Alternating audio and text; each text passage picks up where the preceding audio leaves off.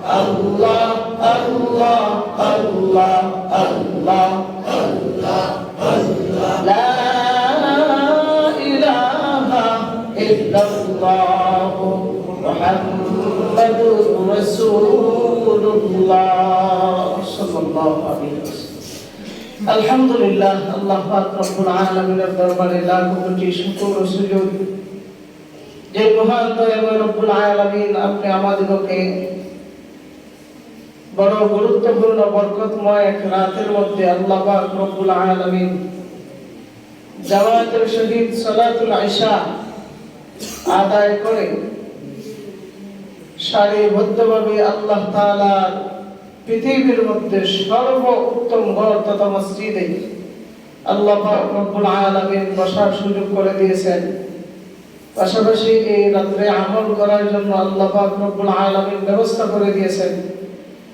এই জন্য আবেগের মহব্বত থেকে, হৃদয়ের গহীন কোণ থেকে ঈমানের আওয়াজকে উঁচু করে বলিষ্ঠ কণ্ঠে কালিমাতুশ শুকর আদায় করছি আলহামদুলিল্লাহ। আর অত্যন্ত শুকরিয়ার বিষয় যে আল্লাহ পাক রব্বুল আলামিন আমাদেরকে গত শবে বরাত থেকে এই শবে বরাত পর্যন্ত হায়াত নামক দৌলতটাকে বাড়াতে বাড়াতে এই শবে বরাত পর্যন্ত আল্লাহ পৌঁছায় দিয়েছেন। এই জন্য আবার বলি আলহামদুলিল্লাহ। গত শবে বরাত থেকে এই শবে বরাতের মধ্যে অনেক লোক দুনিয়া থেকে বিদায় নিয়েছে না? তারা কি আসার সুযোগ রয়েছে? সুযোগ হয় না। মৃত্যু যারা বরণ করছে এরা তো আসার সুযোগ নাই, কোনো ব্যবস্থা নাই। এরা বাদ দেন, এমন লোক আছে না নাই যে হাসপাতালের বেডে শুয়ে আছে? আসেনি? এদের জান প্রাণ কিন্তু উজালা করে দিতেছে যে এই রাতটা আল্লাহর দরবারে ডাকার জন্য একটু ব্যবস্থা হোক, কিন্তু পারতেছে না। কেন? অসুস্থতা নামক আমাদের তারা ভুগতেছে। অসুস্থ বাদ দেন, এমন লোক আছে না নাই যে অযথা বাড়ি ঘরে বসে আছে, বিভিন্ন জায়গায় বসে আছে? এমন লোক আছে না? আছে। এই সমস্ত লোক থেকে আমাদেরকে আল্লাহ বাছাই করে মহব্বতের রশি লাগায় টাইনা টাইনা আল্লাহর ঘরের ভিতরে ঢুকাই দিয়েছে। সুবহানাল্লাহ। এর চেয়ে আর বড় পাওয়া কি আছে? কি আছে? যে ঘরের মধ্যে বৈশা থাকলো, এই যে বৈশা থাকার যে অপেক্ষা করলেন, এই অপেক্ষা থাকার এই সময়টাও আল্লাহ নামাজ হিসেবে গণ্য করেন। পৃথিবীর এমন একটা ঘর দেখান করি যে ঘরের মধ্যে শুধু বৈশা থাকলেও নামাজের সওয়াব আছে? মাদ্রাসায় না, না মাদ্রাসায় বৈশা থাকলেও নামাজের সওয়াব পাবেন না, কিন্তু হ্যাঁ এমন একটা সরকার জানি হিসেবে পাবেন।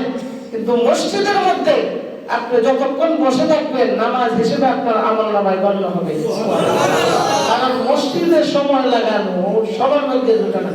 সবার মধ্যে জুটে না। মসজিদ এমন একটা ঘর, যেই ঘরটা ওই সমস্ত বান্দাদেরকে টানে, যেই বান্দাদের অন্তরটা অলটায় মসজিদের সঙ্গে সংযোগ আছে। সুবহানাল্লাহ। ওই সমস্ত বান্দাদেরকে টাইনা নিয়ে আসে। আর আল্লাহ রাসূল বলেছেন, যাদের মহব্বতটা মসজিদের সঙ্গে সব সময় লাগা থাকে, আল্লাহ তাআলা হাসরের দিন আরশের ছায়াতলে তাকে স্থান দিবেন। সুবহানাল্লাহ। আরশের ছায়াতলে স্থান পাওয়া সাধারণ ব্যাপার? হ্যাঁ, যে সময় অর্ধ হাত উপরে সূর্য থাকবে, কি মনে করেন জমিনটা তাপে তামা হয়ে যাবে? তামা ছিলেন নি? তামা ছিলেন না? তামা হয়ে যাবে। আর ওই সময় যারা আরশের ছায়াতলে স্থান পাবে, ওরা কি আমার মতো সরল?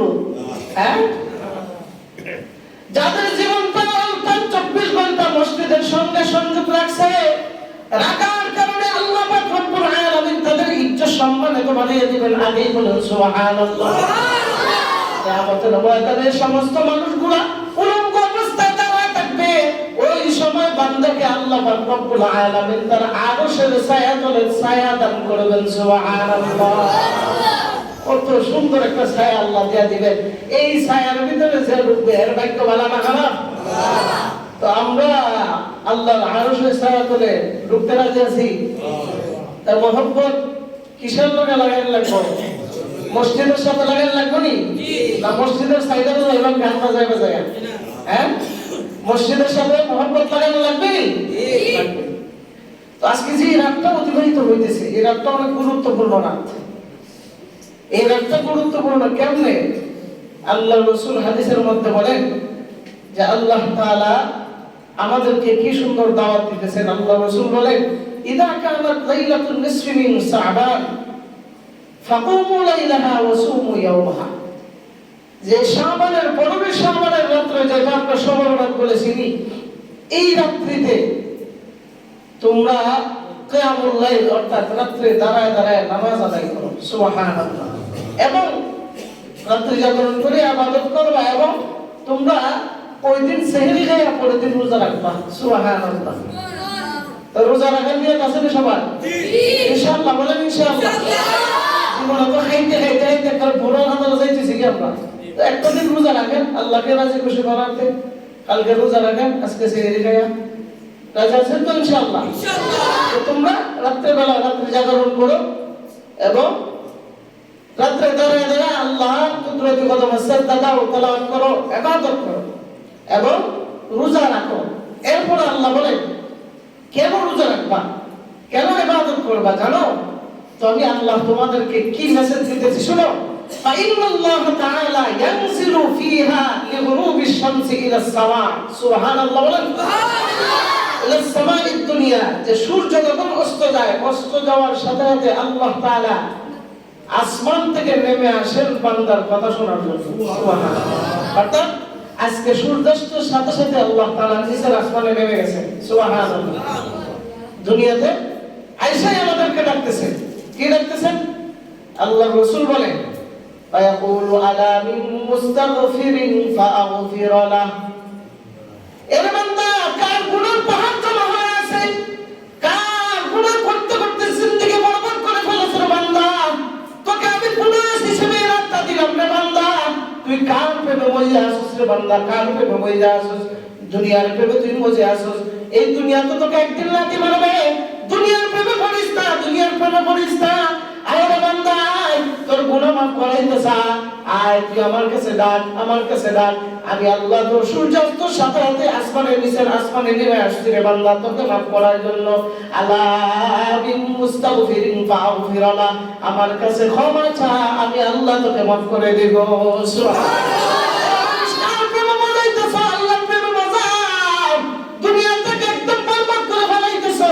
দুনিয়াকে একদম বরবাদ করে ফেলাইতেছো। ওই দিন তোমার বুঝে আসবে, যেদিন চিৎকার করলেও কোনো কাজে আসবে না, ওই দিন তোমার বুঝে আসবে। কারো প্রেমেতে ভুলে রইলি আল্লাহর ইনসান,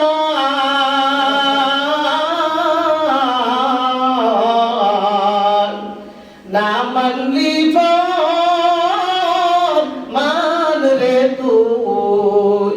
না মানলি কুরআন, আল্লাহু আকবার বলে, না মানলি ফরমান রে তুই, না মানলি কুরআন। নাম নিশানা নাহি ছিল শিশু জীবন কে বাঁধিল, নাম নিশানা নাহি ছিল শিশু জীবন কে বাঁধিল, কার দয়াতে আসলি রে তুই মায়ের উদরে,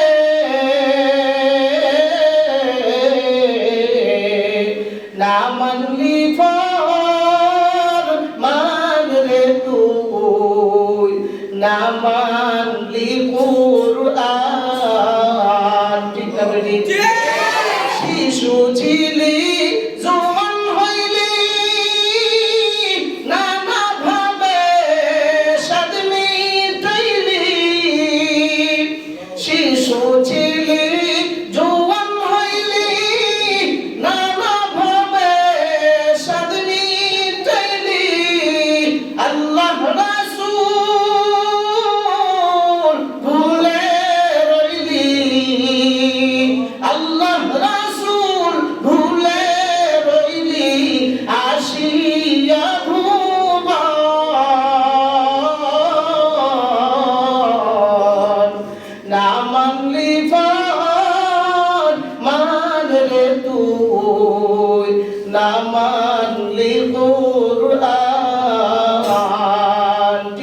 বেটি?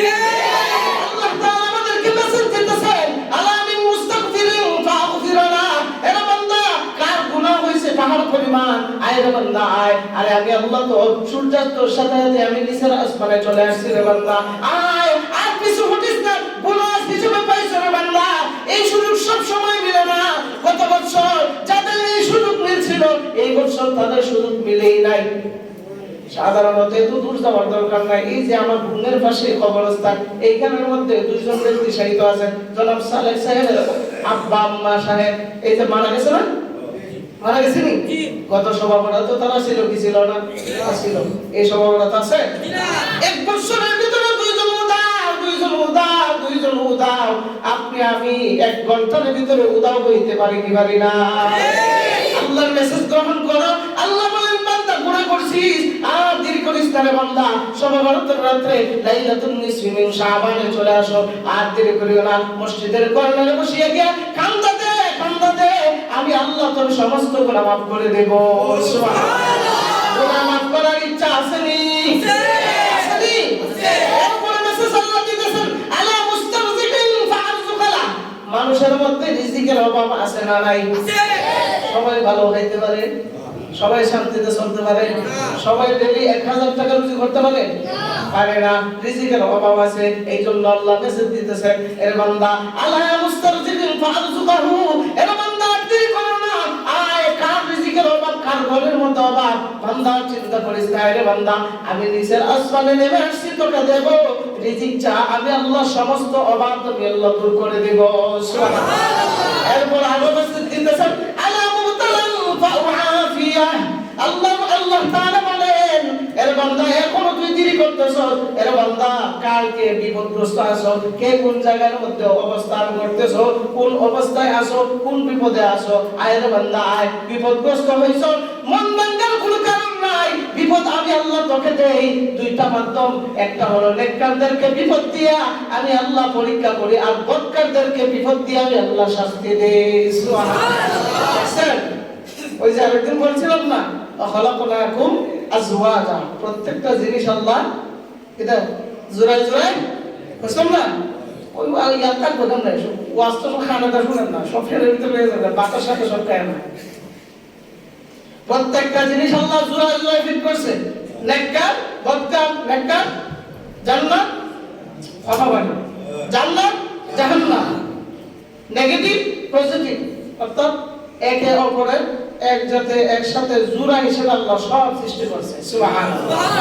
নেককারদের জন্য এক মেসেজ, আর বদকারদের জন্য এক মেসেজ। নেককারও বিপদে পড়ে, বদকারও বিপদে পড়ে। নেককার অসুস্থ হয়, বদকার অসুস্থ হয়। নেককার অসুস্থ হইলে তার জন্য আল্লাহর পক্ষ থেকে ঈমানি পরীক্ষা, আর বদকার অসুস্থ হইলে আল্লাহর পক্ষ থেকে তোমার উপর গজব। কেন দেন? যেন হেদায়েতের রাস্তায় উঠো। সুবহানাল্লাহ। কিভাবে আল্লাহ আমাদেরকে ডাকতেছেন। এরপর আল্লাহ বলেন শুধু তাই নয়, এর বান্দা এই ডাকা আমি 1 ঘন্টা 2 ঘন্টার জন্য নয়, আলা কাদা হাত্তা ইয়াতুলু আল ফাজর। সুবহানাল্লাহ। এর বান্দা 1 ঘন্টা 2 ঘন্টার জন্য নয়, সূর্যাস্ত থেকে নিচের আসমানে আমি নেমে আসলাম, হাত্তা ইয়াতুলু আল ফাজর, অর্থাৎ ফজর পর্যন্ত আমি তোদেরকে ডাকতে থাকি রে বান্দা। আর তোরা যখন এই ফজরের ভিতরে আমি আল্লাহর কাছে যখন খাস দিলেতে ইখলাস নিয়ে যখন তওবা করবি রে বান্দা, আমি আল্লাহ তোদেরকে নেককার হিসেবে গণ্য করে তোদের জিন্দেগির গুনাহ মাফ করে দেব। সুবহানাল্লাহ। আর পিছে কেন হটতেছ রে বান্দা? এত বড় একটা মেসেজ পাওয়ার পর এরপর যে নাফরমান বাড়িতে বসে থাকে, এর মতো খবর গুলো আর জিন্দেগিতে আছে? হ্যাঁ, আর কেউ আছে? এত বড় একটা মেসেজ পাওয়ার পর এরপর যে বান্দাগুলা ঘরের মধ্যে অযথা বসে থাকে, ও বান্দা বুঝবা রে বান্দা, বুঝবা, যেদিন বুঝবা কোনো কাজে আসবে না। আল্লাহ মেসেজ দিতেছেন, এর বান্দা এই রাত্রিতে আইসা তওবা কর, কারণ এই রাত্রিটা এমন একটা রাত্র, এই রাত্রির মধ্যে সারা বছর বান্দা কি খাইবে না খাইবে আল্লাহ লিপিবদ্ধ করেন। সুবহানাল্লাহ। এখন একটা প্রশ্ন লাগতে পারে, হুজুর আপনারা তো ওয়াজ করেন যে কোনো মানুষকে যদি আল্লাহ তাআলা পৃথিবীতে পাঠায়, তাকে পৃথিবীতে পাঠানোর আরো 500 বছর আগে তার রিজিকের ফয়সালা আল্লাহ করে রাখে, ঠিক না বেটি? প্রশ্ন আছে না নাই? উত্তর দেন। আল্লাহ তাআলা বলেন আমি রিজিক আগে থেকে লিখে রাখি, ঠিক, কিন্তু বন্টন করে সব বরাতের রাতে। সুবহানাল্লাহ, কোন দিনে? সব বরাতের রাতে বন্টন করে। আব্দুল করিম সাহেব এই বছর এই জায়গায় রিজিক খাবে, এই জায়গার মধ্যে তার ভাত খাওয়া আছে, ওই জায়গার মধ্যে তার ভাত খাওয়া লাগবে। আমি একদিনের জন্য টাকা দিয়েছি, টাকা গিয়া রাত্রেবেলা ভাত খাই আবার সবাই লাগেছি। মনে মনে চিন্তা করি যে এই রাত্রে রিজিক মনে টাকা আছে, এই জন্য গিয়ে খাওয়া লাগছে। রাত্রে রিজিক এমন হয় না? এমন তো হয়, যেমন এখনই ধরে আমরা লজিক খাবার খাই, আল্লাহর মধ্যে 2-3 দিন ধরে লজিক খাওয়া হবে না, মাঝে মাঝে রিজিক করে দিয়েছে না, সবার করে তো খাওয়া লাগবো। রিজিকের ফয়সালা একমাত্র আল্লাহর পক্ষ থেকে হয়, বন্টনটা হয় এই রাত্রে রাস্তার মাধ্যমে প্রত্যেক মানুষের বন্টন হয়। এই 1 বছরের ভিতরে কোন শিশু মারা যাবে, কোন সময় মারা যাবে লেখা হয়। এই বছরের ভিতরে কয়জন শিশু জন্ম নেবে লেখা হয়। এই বছরের ভিতরে কয়জন মুরব্বী মারা যাবে লেখা হয়। এই বছরের ভিতরে কয়জন মুরব্বী হায়াতে বাঁচবে, সমস্ত কিছু লেখা হয়। সুবহানাল্লাহ। অর্থাৎ এটা একটা ভাগ্যের রাত। এই রাতটা যদি আপনি ইবাদতের মাধ্যমে আল্লাহর কাছে কাটাইতে পারেন আর এই দোয়াটা করবেন, আল্লাহ এই রাত্রিতে যেইভাবে তোমাকে রাজি খুশি করার চেষ্টা করতেছি, আল্লাহ আজীবন জন্য এইভাবে তোমাকে রাজি খুশি করার চেষ্টা করে যেতে পারেন। সুবহানাল্লাহ। আর যদি শুধু নামাজ পড়েন আর কোনো কিছু করেন না, এটা তো ভালো লাগে না। মসজিদের কোনো ঘুমাইতে নেই, মসজিদের কোনায় ঘুমাই থাকে, আপনার সারা জীবনে ঘুমাই কাটাবেন। মসজিদে আসছেন, এই রাত্রিতে অন্ততপক্ষে এই দোয়াটা করবেন যে আল্লাহ মসজিদে থাকা সত্ত্বেও যত দোয়া করবো সব দোয়া তুমি সারা বছর কবুল করো। সুবহানাল্লাহ। কোন সময়? সারা বছর তুমি কবুল করো। আচ্ছা বলেন, সারা বছর যদি আল্লাহ এই দোয়া কবুল করে আপনার আর কোনো সমস্যা হবে? হায়াতের বেলায় কথা বলে, হায়াতের বেলায় সমস্যা হবে? রিজিকের বেলায়, তাওয়াক্কুলের বেলায় কোনো সমস্যা হবে না, কোনো সমস্যা হবে না। এই জন্য দোয়া করবেন যে আল্লাহ এই রাত্রিতে আমি যা দোয়া করি সব তুমি কবুল করে নিও আজীবনের জন্য। সুবহানাল্লাহ। আজীবনের জন্য দোয়া কবুল করবে। আম্মা জান আয়েশা সিদ্দিকা রাদিয়াল্লাহু তাআলা আনহা একদিন আল্লাহর রাসূলের কামরায় ঘুমিয়ে আছেন, রাসূলের পেটের মধ্যে শোয়ানো, আয়েশা সিদ্দিকা ঘুমিয়ে আছে। এমনি হঠাৎ করে মধ্যরাতে দেখা যায় আল্লাহর রাসূল সাল্লাল্লাহু আলাইহি ওয়াসাল্লাম বিছানার মধ্যে নাই। তিনি চিন্তিত হয়ে গেলেন, বিছানার মধ্যে হাত দিয়ে দেখে রাসূল নাই। আয়েশা সিদ্দিকা রাদিয়াল্লাহু তাআলা আনহা দেরি করেন না, ঘর থেকে বের হয়ে চলে গেলেন। গিয়ে দেখেন আল্লাহর রাসূল জান্নাতুল বাকির মধ্যে দাঁড়ায় দাঁড়ায় কবর জিয়ারত করে। সুবহানাল্লাহ। কবর জিয়ারত করতেছে, কারণ এই রাতে কবর জিয়ারত করা মুস্তাহাব। সমস্ত কবরবাসীরা কিন্তু একদম পিপাসার মতো ছায়া থাকে। সুবহানাল্লাহ। একজন পিপাসার্ত মানুষ যখন পাগলের মতো হয়ে যায় পানি খাওয়ার জন্য, ঠিক তদ্রুপভাবে আপনি আমাদের আব্বা আম্মা আত্মীয় স্বজন যারা আছেন কবরে, তারা একদম পিপাসার্তের মতো একদম স্তব্ধ হয়ে থাকে যে আমার কোন জায়গা থেকে কোন আমার নেক সন্তান, নেক নাতি, নেক ভাতিজা, নেক ভাতিজি এইভাবে আমার জন্য দোয়া করার জন্য রেডি হয়ে আছে। তখন তারা কবর থেকে রুহানি ভাবে আমাদেরকে দোয়া দেয়। সুবহানাল্লাহ। এই জন্য খালি দোয়া করবেন নিজের জন্য না সবার জন্য? কি বলেন? নিজের জন্য না সবার জন্য? সবার জন্য দোয়া করবেন। তো জান্নাতুল বাকির মধ্যে যখন আল্লাহর রাসূল জিয়ারত করতেছে, তো জিয়ারত করা শেষ, আম্মা জান আয়েশা সিদ্দিকা রাদিয়াল্লাহু তাআলা আনহা তো সামনে আগান, সামনে আগান, পিছনে জায়গা হইতেছে না, সামনে আগান, সামনে আগান। উনি পিছনে গিয়ে চুপ করে তাকায় আছে। চুপ করে যখন তাকায় আছে, আল্লাহর রাসূল তো টের পেয়ে গেছে। তো আল্লাহর রাসূল ঘুরে তাকাইলেন, তাকানোর পরে বলতেছে, আয়েশা তুমি কিসের জন্য আসছো? তবে তুমি কিসের জন্য আসছো এটা আমার মনে জানা হয়ে গেছে। তুমি অবশ্যই আসছো যে বর্তমানে দেখেন না, স্ত্রী স্বামী যদি অন্য কোনো মহিলার সাথে যদি কোনো কথা বলে, জীবনে স্ত্রী মেনে নিব, মেনে নিবনি? ভিতরে সন্দেহ হতে হয় কি হয় না? আম্মা জান আয়েশা একটু সন্দেহের নজর দেখলেন, ইয়া রাসূলুল্লাহ আপনি হুট করে রাতে কোথায় চলে গেলেন? আমার তো চিন্তায় বিগড় হয়ে গেলাম। আল্লাহর রাসূল বলেন, আমি বুঝছি, তবে তুমি অন্যের ব্যাপারে যেটা ভাবো আমার ব্যাপারে ওইটা ভাইবো না। সুবহানাল্লাহ। আমি এই দিক দিয়ে সম্পূর্ণ নিরাপদ। সুবহানাল্লাহ। যার ইজ্জতের গ্যারান্টি দিয়েছেন কে? ইন্নাকা লাআলা খুলুকিন আযীম।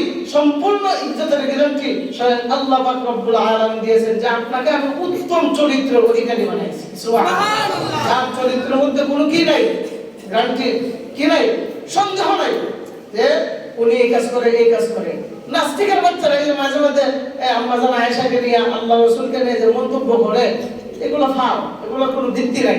এরা মনের মধ্যে একটা প্রশান্তি ভাব দেওয়ার জন্য যে আল্লাহ রসুলের প্রতি উম্মতের উলামায়ে কেরাম এবং জনসাধারণ মানুষরা আল্লাহ রসুলের প্রতি এত মহব্বত, ওই মহব্বতটা দূর করার জন্য একটু সন্দেহ জাগায় আর কি। কিন্তু সন্দেহ জাগাতটা না জানো আল্লাহর রাসূলকে আমরা ভালোবাসি কি বাসি না?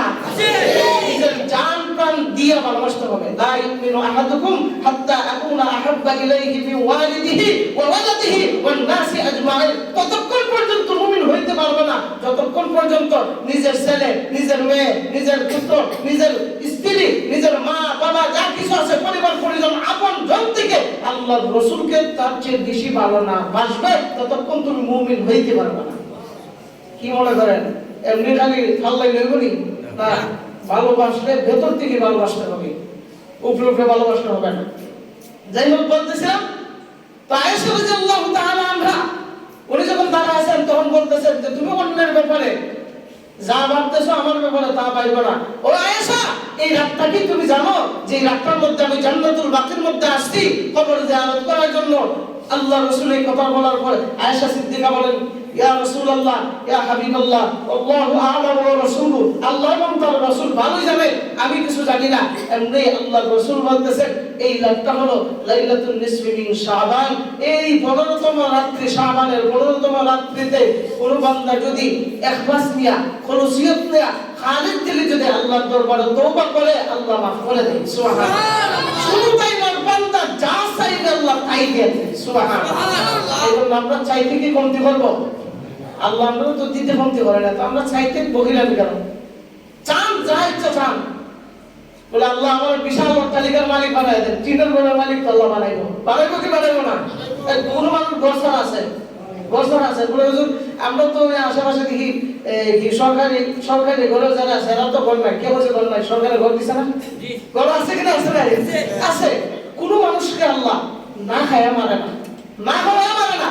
অবশ্যই আল্লাহ তাকে দুনিয়ার বাইসা থাকার জন্য যতটুকু প্রয়োজন আল্লাহ ব্যবস্থা করে দেয়। হয়তো তার চাইতে সে কম চায়, ইবাদত করতে কম চায়, আল্লাহর কাছে চাইতে কম চায়, এই জন্য ফায়র যত চাইবা তত বেশি পাইবা। সুবহানাল্লাহ।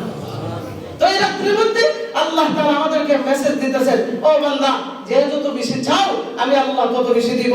আর এই রাত্রিতে যদি কেউ খালিস দিয়ে যদি ভালো করে তওবা করতে পারে আল্লাহ বলেন তাকে আমি মুত্তাকি হিসেবে ঘোষণা দিলাম। সুবহানাল্লাহ। কি হিসাবে? মুত্তাকি হিসাবে। মুত্তাকি, একজন মুত্তাকির দাম কত জানেন? একজন মুত্তাকি এত বড় দাম, এত বড় দাম, কোটি কোটি কোটি কোটি মানুষের আমল যদি এক জায়গায় করা হয় একজন মুত্তাকির আমলের সমান হবে না। সুবহানাল্লাহ। কারণ ওই মুত্তাকিকে স্বয়ং আমার আল্লাহ ভালোবাসেন। সুবহানাল্লাহ। আল্লাহ ভালোবাসেন। আল্লাহ যাকে ভালোবাসে তার আর কোনো চিন্তা আছে? আর কোনো চিন্তা নাই। আল্লাহ তাআলা বলেন এই রাত্রিতে যারা আল্লাহর দরবারে ইবাদত করিয়া যখন আল্লাহর কাছে যখন চাইবা তাকে মুত্তাকি বলে ঘোষণা দেব এবং পাশাপাশি জান্নাতের ওয়ারিসদার বানাবো। সুবহানাল্লাহ। কিসের ওয়ারিসদার? জান্নাতের ওয়ারিসদার। তাও শুধু জান্নাত না, সবচেয়ে বড় জান্নাত হলো জান্নাতুল ফিরদাউস। আল্লাহ তাআলা বলেন উলাইকা হুমুল ওয়ারিসুন, তারা ওই সমস্ত ব্যক্তি ওয়ারিস হবে আল্লাযীনা ইয়ারিসুনাল ফিরদাউস হুম ফিহা খালিদুন। সুবহানাল্লাহ। অর্থাৎ জান্নাতুল ফিরদাউসের ওয়ারিস আমি বানাবো। ওইখানে কতদিন থাকবে? কতদিন থাকবে? খালিদুন, খালিদুন হুম ফিহা খালিদুন। ওই জায়গার মধ্যে আবাদুল আবাদ অর্থাৎ চিরস্থায়ী জান্নাতের মালিক বানাবো। সুবহানাল্লাহ। জান্নাতের ওয়ারিসদার আমরা হতে চাই, হতে চাই কিনা?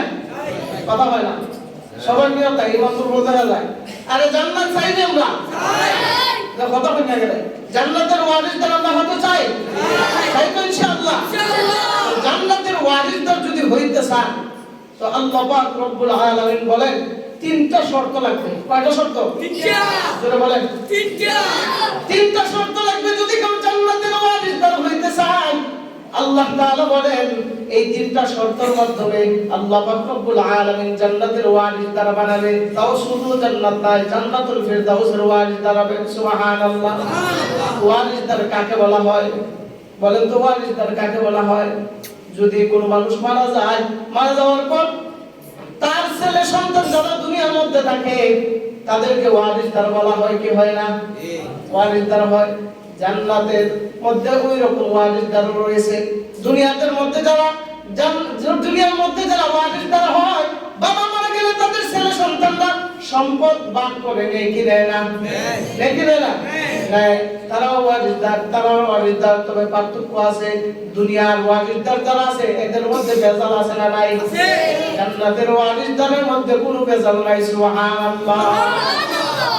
তাহলে আরেক প্রশ্ন জাগে, দুনিয়াতে তো তার বাবা মা যদি মারা যায় তার সন্তান আদি আছে, কিন্তু জান্নাতের মধ্যে ওয়ারিসদার যে হবে, কিন্তু ওয়ারিসদার যে হবে, কার ওয়ারিসদার হবে? কে এমন ব্যক্তি যাই ব্যক্তির ওয়ারিসদার দুনিয়াতে অনেক বেশি হয়ে গেছে, তারা জান্নাতের ওয়ারিসদার হবে।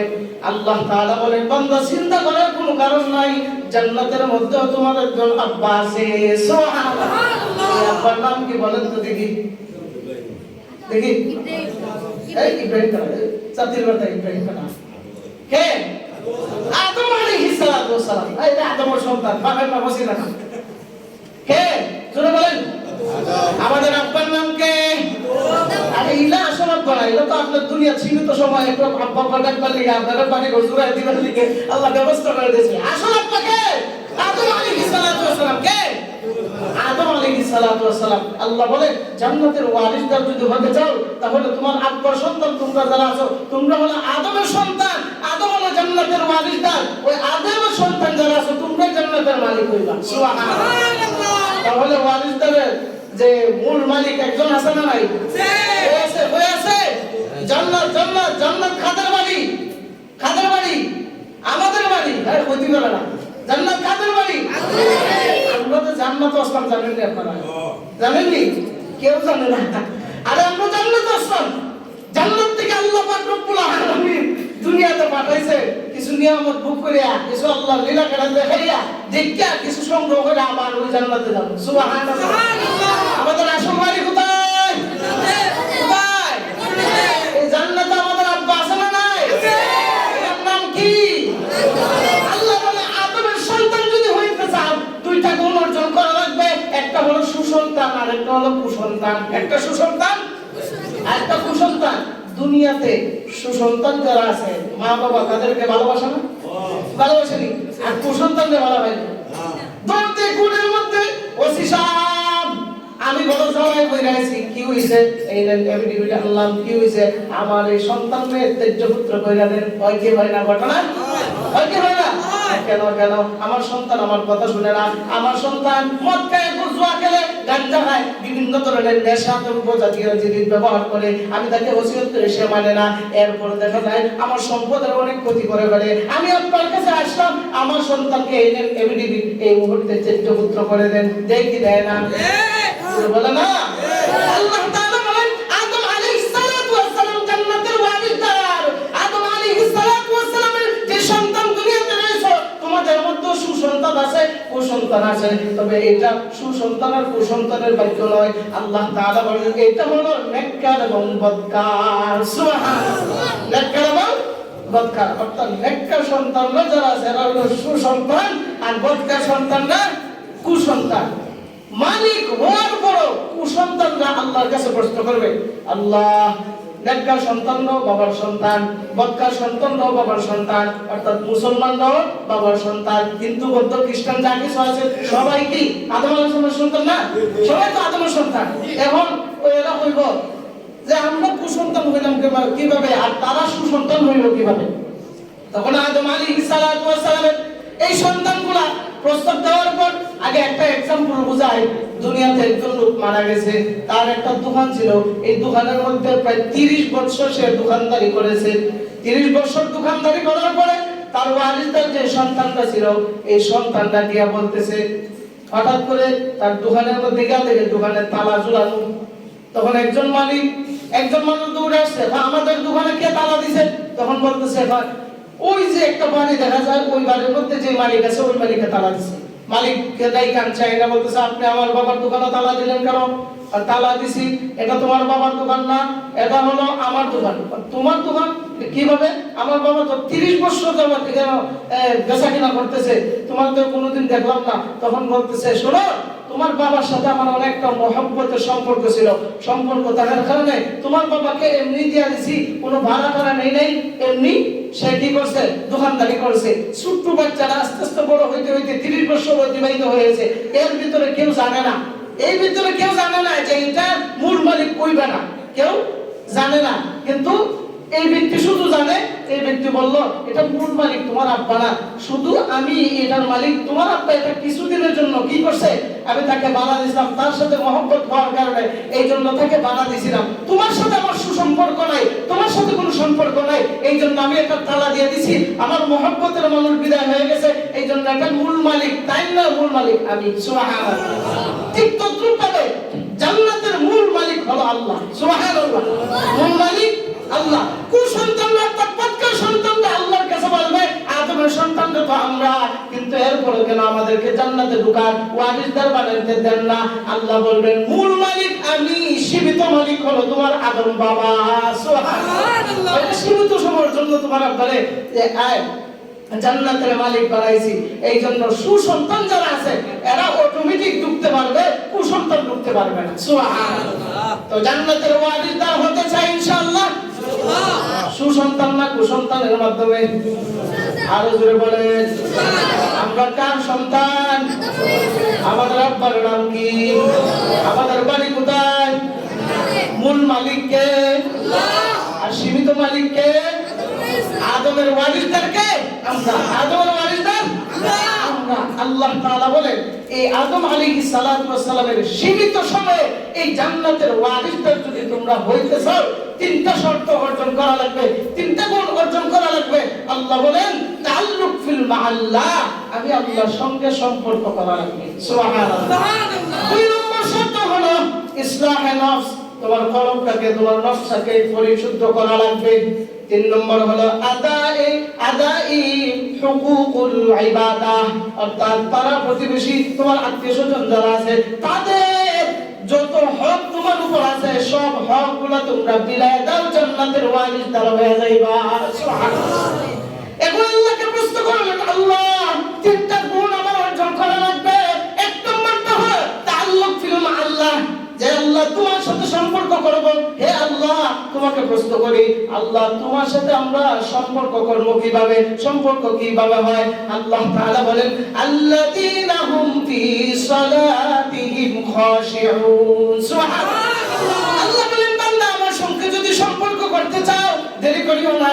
আল্লাযীনা হুম ফি সালাতিহিম খাশিউন, নামাজে দাঁড়ায় যাও, নামাজের মাধ্যমে আমি আল্লাহর সঙ্গে তোমার সম্পর্ক হয়। সুবহানাল্লাহ। নামাজের মাধ্যমে কার সম্পর্ক হয়? কার সম্পর্ক হয়? আমরা যখন নামাজের মুসল্লায় দাঁড়াইয়া যখন আলহামদুলিল্লাহি রাব্বিল আলামিন বলিয়া যখন আল্লাহকে ডাক দেই, আল্লাহ তাআলা সাথে সাথে বলেন হামিদানি আবদি। সুবহানাল্লাহ।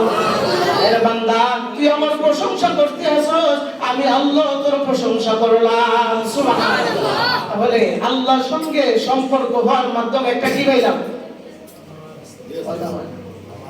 আল্লাযীনা হুম ফি সালাতিহিম খাশিউন। কিদা নামাজ কেমনে থাকবে? তো নামাজ না পড়তে পড়তে নামাজের কথা ভুলে গেছি। এক নম্বর সম্পর্ক কি? আল্লাহর সঙ্গে যদি কেউ সম্পর্ক করতে হয় তাহলে এক নম্বর হলো নামাজ পড়া লাগবে। নামাজ পড়লে সম্পর্ক সৃষ্টি হয়। বলে হুজুর কিভাবে সম্পর্ক সৃষ্টি হয়? আপনি ফজর আযান শুনলেন, আযান শোনা মাত্র মসজিদে চলে আসলেন, আয়েশা যখন আল্লাহু আকবার বলিয়া নামাজে দাঁড়ায় গেলেন জামাতের সাথে, তখন তেলাওয়াত হইতেছে, আল্লাহর সাথে সম্পর্ক হইতেছে, আল্লাহর সাথে সম্পর্ক হইতেছে। আবার যখন জোহরের আযান পড়িয়া যায়, আবার যখন চলে আসলেন আল্লাহর সাথে সম্পর্ক ঠিক রয়ে গেছে। জোহরের নামাজ আদায় করলেন, আল্লাহর সঙ্গে সম্পর্ক বাড়তেছে। আসরের নামাজ আদায় করলেন, সম্পর্ক বাড়তেছে। মাগরিবের নামাজ আদায় করলেন, সম্পর্ক বাড়তেছে। এশার নামাজ আদায় করলেন, সম্পর্ক বাড়তেছে। এশার নামাজ পড়িয়া যখন জামাতে পড়িয়া যখন ঘুমায় যাবে, ফজরের আগে যখন উঠা ফজরের জামাতটা যখন বান্দা আবার সুন্দরভাবে যখন আদায় করবে, আল্লাহ বলেন পুরা রাত তোকে নফল নামাজ বন্দেগীর সওয়াব তোর আমলনামায় দিয়ে দিলাম। সুবহানাল্লাহ। পুরা রাত সওয়াবে আপনি পাইয়া গেলেন, অথচ ইবাদত করছেন না, শুধু ঘুমায় রইছেন। আল্লাহ রাসূল বলেন মুমিন বান্দা যদি নামাজ পড়িয়া যদি ঘুমায় যায়, ওই ঘুমটাও আল্লাহ ইবাদত হিসেবে গণ্য করে নেয়। সুবহানাল্লাহ। ইবাদত হিসেবে কি করে নেয়? গণ্য করে নেয়। আচ্ছা এখন বলেন যদি কেউ ফজরের নামাজ পড়ে, যোহরের নামাজ পড়ে না, আল্লাহর সঙ্গে সম্পর্ক থাকবে না বিচ্ছিন্ন হবে? জোরে বলেন, জোরে বলেন। বিচ্ছিন্ন হবে। ফেরেশতারা যখন তোমার আমলনামাটা বের করবে, বের করিয়া দেখবে ফজরের নামাজ আছে, জোহরের নামাজ লালখালি। আল্লাহু আকবার। আমাদের কাজের মধ্যে ফেরেশতা আছে না নাই? এরা লেখে কি লেখে না? একজনে দেয় লালখালি, আর একজনে ঠিক চিহ্ন সবুজ খালি, একজনে রেড কালার, একজনে কি গ্রিন কালার। দেখ ডান কাদের যে ফেরেশতা দেখবে ফজরের নামাজে বান্দা হাজির, তার মানে আল্লাহর সঙ্গে সম্পর্ক বান্দার ঠিক আছে, রাইট চিহ্ন। আবার যখন দেখবে জোহরের সময় নাই, ক্রস, আল্লাহর সঙ্গে সম্পর্ক হইছে বা বিচ্ছিন্ন হয়ে গেছে, তো কেমনে আল্লাহ আপনার ডাক শুনবে? আপনি তো সম্পর্ক বিচ্ছিন্ন করে ফেলেন। আল্লাহ রাসূল হাদিসের মধ্যে বলেন, আল্লাহর সঙ্গে যদি কেউ সম্পর্ক করতে চায়, পাঁচ ওয়াক্ত নামাজ যদি সে বা জামাত করে সুন্দরভাবে যদি আদায় করে, আল্লাহর সঙ্গে সম্পর্ক হয়ে যায়। সুবহানাল্লাহ। আবার বলবেন, আল্লাহ আমি তো নামাজ পড়ি ঠিকই, পাঁচ ওয়াক্ত নামাজ পড়ি, কিন্তু আপনার সাথে সম্পর্ক হয় না কেন? আমার অভাব দূর হয় না কেন? আমার আপনার প্রতি তাওয়াক্কুল আসে না কেন? আল্লাহ বলেন, বান্দা তুই যে নামাজ পড়ো, তোর নামাজের মধ্যে একটা জিনিস নাই, একটা জিনিস নাই, একটা জিনিস নাই, ওইটার নাম হলো খুশু। অর্থাৎ তোর নামাজের মধ্যে ভয় নাই, কোনো মনোযোগই নাই। কি নাই? নামাজের মধ্যে কি নাই? বলবেন হুজুর সবসময় তো নামাজ পড়ি, কিন্তু অভাব কেন পুরায় না? আপনার নামাজ হয় নাই, আপনার নামাজ হয় নাই। আপনার নামাজ যদি ভালোভাবে পড়েন, আপনার ঘরের মধ্যে কোনোদিন আল্লাহ তাআলা বেবরকত দিবে না, কোনোদিন বেবরকত দিবে না। এই জন্য নামাজ অনেক বড় গুরুত্বপূর্ণ জিনিস। অনেকে তো বিরক্ত বোধ করেন যে হুজুর খালি নামাজের কথা হয়, নামাজের কথা হয়। আসলে দিন যখন ওইখানে যাইতেন বললা না লইয়া সর্বপ্রথম নামাজের কথা শিখাইব। আউয়ালু মা ইউহাসাবু বিহিল আবদু ইয়াউমাল কিয়ামাতিস সালাহ। সর্বপ্রথম কি বিচার হইব? নামাজের হিসাব দেওয়া লাগবে, নামাজের হিসাব দেওয়া লাগবে। এই জন্য বারবার ছাত্রদের হাতটার ভিতরে টানি, বলে আসেন নামাজটা পড়েন, আল্লাহর কুদরতি কদমে সাজদা দেন, আপনি নিজেও বাঁচেন, আমারও বাঁচান। বাঁচেন তো না হয় আরো উল্টা দিকে দৌড়েন। এই খাসালত দূর করেন, এই খাসালত দূর করেন। হয়তো আমরা এখন মসজিদের ডাকি এর জন্য টানতেছি, আসেন আসেন বলতেছেন। যখন বৃদ্ধ হয়ে যাবেন, কেউ কইতো না বলে নামাজ পড়া, এই দিন চক্ষুটা পানি ফালাইবেন, আর নামাজের জন্য আগ্রহী খুব বেশি জন্মাইব, কিন্তু সিজদা দিতে পারবেন না, কবর শক্ত হয়ে গেছে, রুকু দিতে পারবেন না, আঁটু শক্ত হয়ে গেছে, সিজদায় যাইতে পারবেন না, কবর শীত পারবে, তখন চেয়ারে বসে বসে নামাজ পড়া লাগবে। লাগবে কি লাগবে না? তখন কিন্তু আপনার আগ্রহ জাগবে, নামাজ পড়ার জন্য আগ্রহ জাগবে, যে আল্লাহর ইবাদতে মগ্ন হয়, কিন্তু ইচ্ছামতো সিজদাটা দিতে পারবেন না, কবর শীত মারবে, সিজদায় যাইতে পারবেন না, হাঁটু শীত মারবে, আর বলবেন আমার হাঁটুতে তো ব্যথা, কোমরে তো ব্যথা, কি করব? কারণ চেয়ারে বসে বসে নামাজ পড়ার কি করব? আর তো কিছু করার নাই। এই জন্য যৌবন কালের ইবাদত আল্লাহর কাছে অনেক বেশি। সুবহানাল্লাহ, সুবহানাল্লাহ। এই সমাজে একটা কথা বলে না যে দাঁত থাকতে কি খাও? পানি কেউ বলেছি ভাই, না এটা গুরুত্ব, সময়ের কি গুরুত্ব বোঝানোর জন্য, যে তোমার যে সময়টা চাইতেছে, এখন ইচ্ছা করলে তুমি 50 রাকাত নফল নামাজ পড়তে পারবে, এই শক্তি আছে তোমার শরীরে। কিন্তু বুড়া হইলে তুমি 2 রাকাত নামাজ পড়লেই দেখবা উঠে গেছে। এমন দুর্বলতা আছে না? 2 রাকাত নামাজ পড়ে বুঝো না, এখন তোমরা উঠো গিয়ে বুঝো ফিরে আবার। কারণ ওই সময় সবকিছু ঠিকঠাক থাকে না। আর যৌবন কালে আপনি যতবার ইচ্ছা ততবার নামাজ পড়তে পারবেন, কারণ এই শক্তি আপনার শরীরে আছে। এই জন্য যৌবন কালের পাওয়ার বেশি। সুবহানাল্লাহ, যৌবন কালে পাওয়ার বেশি। গ্যাস ফিলে গাড়ির মধ্যে গ্যাস মেশিন নেই, কেউ দেখি হাত তোলা তো দেখি, কেউ ড্রাইভার কেউ নাই। গ্যাস ফিলে দেখবেন কোনো কোনো সময় প্রেসার কম থাকে, গ্যাসের কম থাকে না, কোনো কোনো সময় কি থাকে? বেশি থাকে। যে সময় প্রেসার বেশি থাকে, প্রেসার কি থাকে? বেশি থাকে, গ্যাস ঢুকে বেশি। আর যে সময় প্রেসার কম, যে সময় সুইচ দিয়ে বুঝাবার গ্যাস তো ধুমসে যাইতেছে, আসলে একদম তুলা যায়, একদম কি যায়, তুলা যায়, ওই সময় পাওয়ারটা নাই। ঠিক তদ্রুপ ভাবে আপনি আমার জিন্দেগিটাও এইরকম, জিন্দেগিটাও এইরকম। যে সময় আপনি এই যৌবন কালে এই যখন ইবাদত করবেন, আপনি যত ইচ্ছা যত বেশি ইবাদত করতে পারবেন, এটা আপনার শরীরে সইবে, এটা শোয়ার মতো শক্তি আছে। আর বৃদ্ধকালে পুরো স্পিডে ছুটে যাইতেন সিজদা, মনে করবেন পুরো শক্তি দিয়ে সিজদা যাইতেছি, অথচ দেখা যায় আস্তে আস্তে আস্তে আস্তে যাইতেছি। আমার এক নানু আছে, বৃদ্ধ হয়ে গেছে, তো আমরা ফাঁসের করে, তো নানু আমাদেরকে ডাকতেছে, তো আমরা গিয়া কইতাম ভাই একটু জুড়ে ডাকান জানা, আমি জান ছুটতে ডাকতেছি, তোমরা শুনো না, অথচ একটু আওয়াজ হয় মাত্র। কেন? এই ক্ষমতা শেষ। যে আগে যে ক্ষমতাটা ছিল ওই ক্ষমতাটা আর নাই। যে ক্ষমতাটা এইখান থেকে ডাক দিলে পুরো বাড়ির মানুষও তোমার আওয়াজ শুনতো, বৃদ্ধকালে তোমার ওই রকম ভাবেই আওয়াজ দিতে চেষ্টা করবা, কিন্তু সামান্য একটু আওয়াজ হবে। সামান্য একটা আওয়াজ হবে। এই জন্য যৌবন কালের ইবাদত খুব পাওয়ারফুলি, কি পাওয়ারফুলি, যৌবন কালে যদি আপনি ইবাদত করেন, ওই ইবাদতটা আল্লাহর দরবারে এত মাকবুলিয়ত হয়, এত মাকবুলিয়ত হয়, এই এক্সট্রা আমলগুলা বৃদ্ধকালে আপনার যে ইবাদতটা ঘাটতি হয়েছে, ওই আমল দিয়ে আল্লাহ ঘাটতিটা সমান করে দিবেন। সুবহানাল্লাহ। এই জন্য যৌবন কালে ইবাদত করলে লাভ আছে না নাই? আছে। লাভ আছে না নাই? আছে। নিজের লাভ নিজে বুঝছেন, আল্লাহ থেকে কথা কইবেন। তো এক নম্বর শর্ত কি বলছিলাম? তাআল্লুক ফিল মাআল্লাহ, তাআল্লুক ফিল মাআল্লাহ, আল্লাহর সঙ্গে সম্পর্ক করা। আল্লাহর সঙ্গে কিভাবে সম্পর্ক করবে? আল্লাযীনা হুম ফি সালাতিহিম খাশিউন, নামাজের সাথে কি হয়? সম্পর্ক হয়। আর নামাজের মধ্যে আমরা নামাজ পড়ি কিন্তু সম্পর্ক হয় না কেন? একটা জায়গায় ত্রুটি, এটার নাম কি? খুশু। আল্লাহর সামনে দাঁড়াইলে যে একটা ভয় আসে, এই ভয়টা নামাজের মধ্যে দাঁড়াইলে আসে না। কি বলে, হাইকোর্টের মধ্যে যখন বিচার করে, কাঠগড়ার মধ্যে যখন আসামি থাকে, তখন আসামি কি যে জনগণ পয়সা রয়েছে এরার দিকে তাকায় থাকে না জজের দিকে তাকায় থাকে? কি ফয়সালা জানি দিব আল্লাহই জানে। সবসময় কি করে? জজের দিকে তাকায় থাকে। আল্লাহই জানে কি ফয়সালা দিব, সবসময় জজের দিকে তাকায় থাকে। পাশের দিকে যদি একজন কথা হয়, এই কথা হয় না, কথা হয় না, ফয়সালাটা কি দিকে দিয়ে দেখি আগে শুনি, এরকম ভাবে কি করে থাকে? বসা থাকে। এইরকম ভাবে মনোভাব নিয়ে যখন সে দাঁড়ায় থাকে, তার দ্বারা অন্য কোনো কথা বলা সম্ভব? অন্য কোনো কথা বলা সম্ভব? কেন? তার ভিতরে ভয় আছে কার? জজের কার? আল্লাহ ভয় আছে। আইরে মানুষ কার ওয়াজ তো বুঝবেন, আগা মাথা না বুঝে মাসে উত্তর দেলা।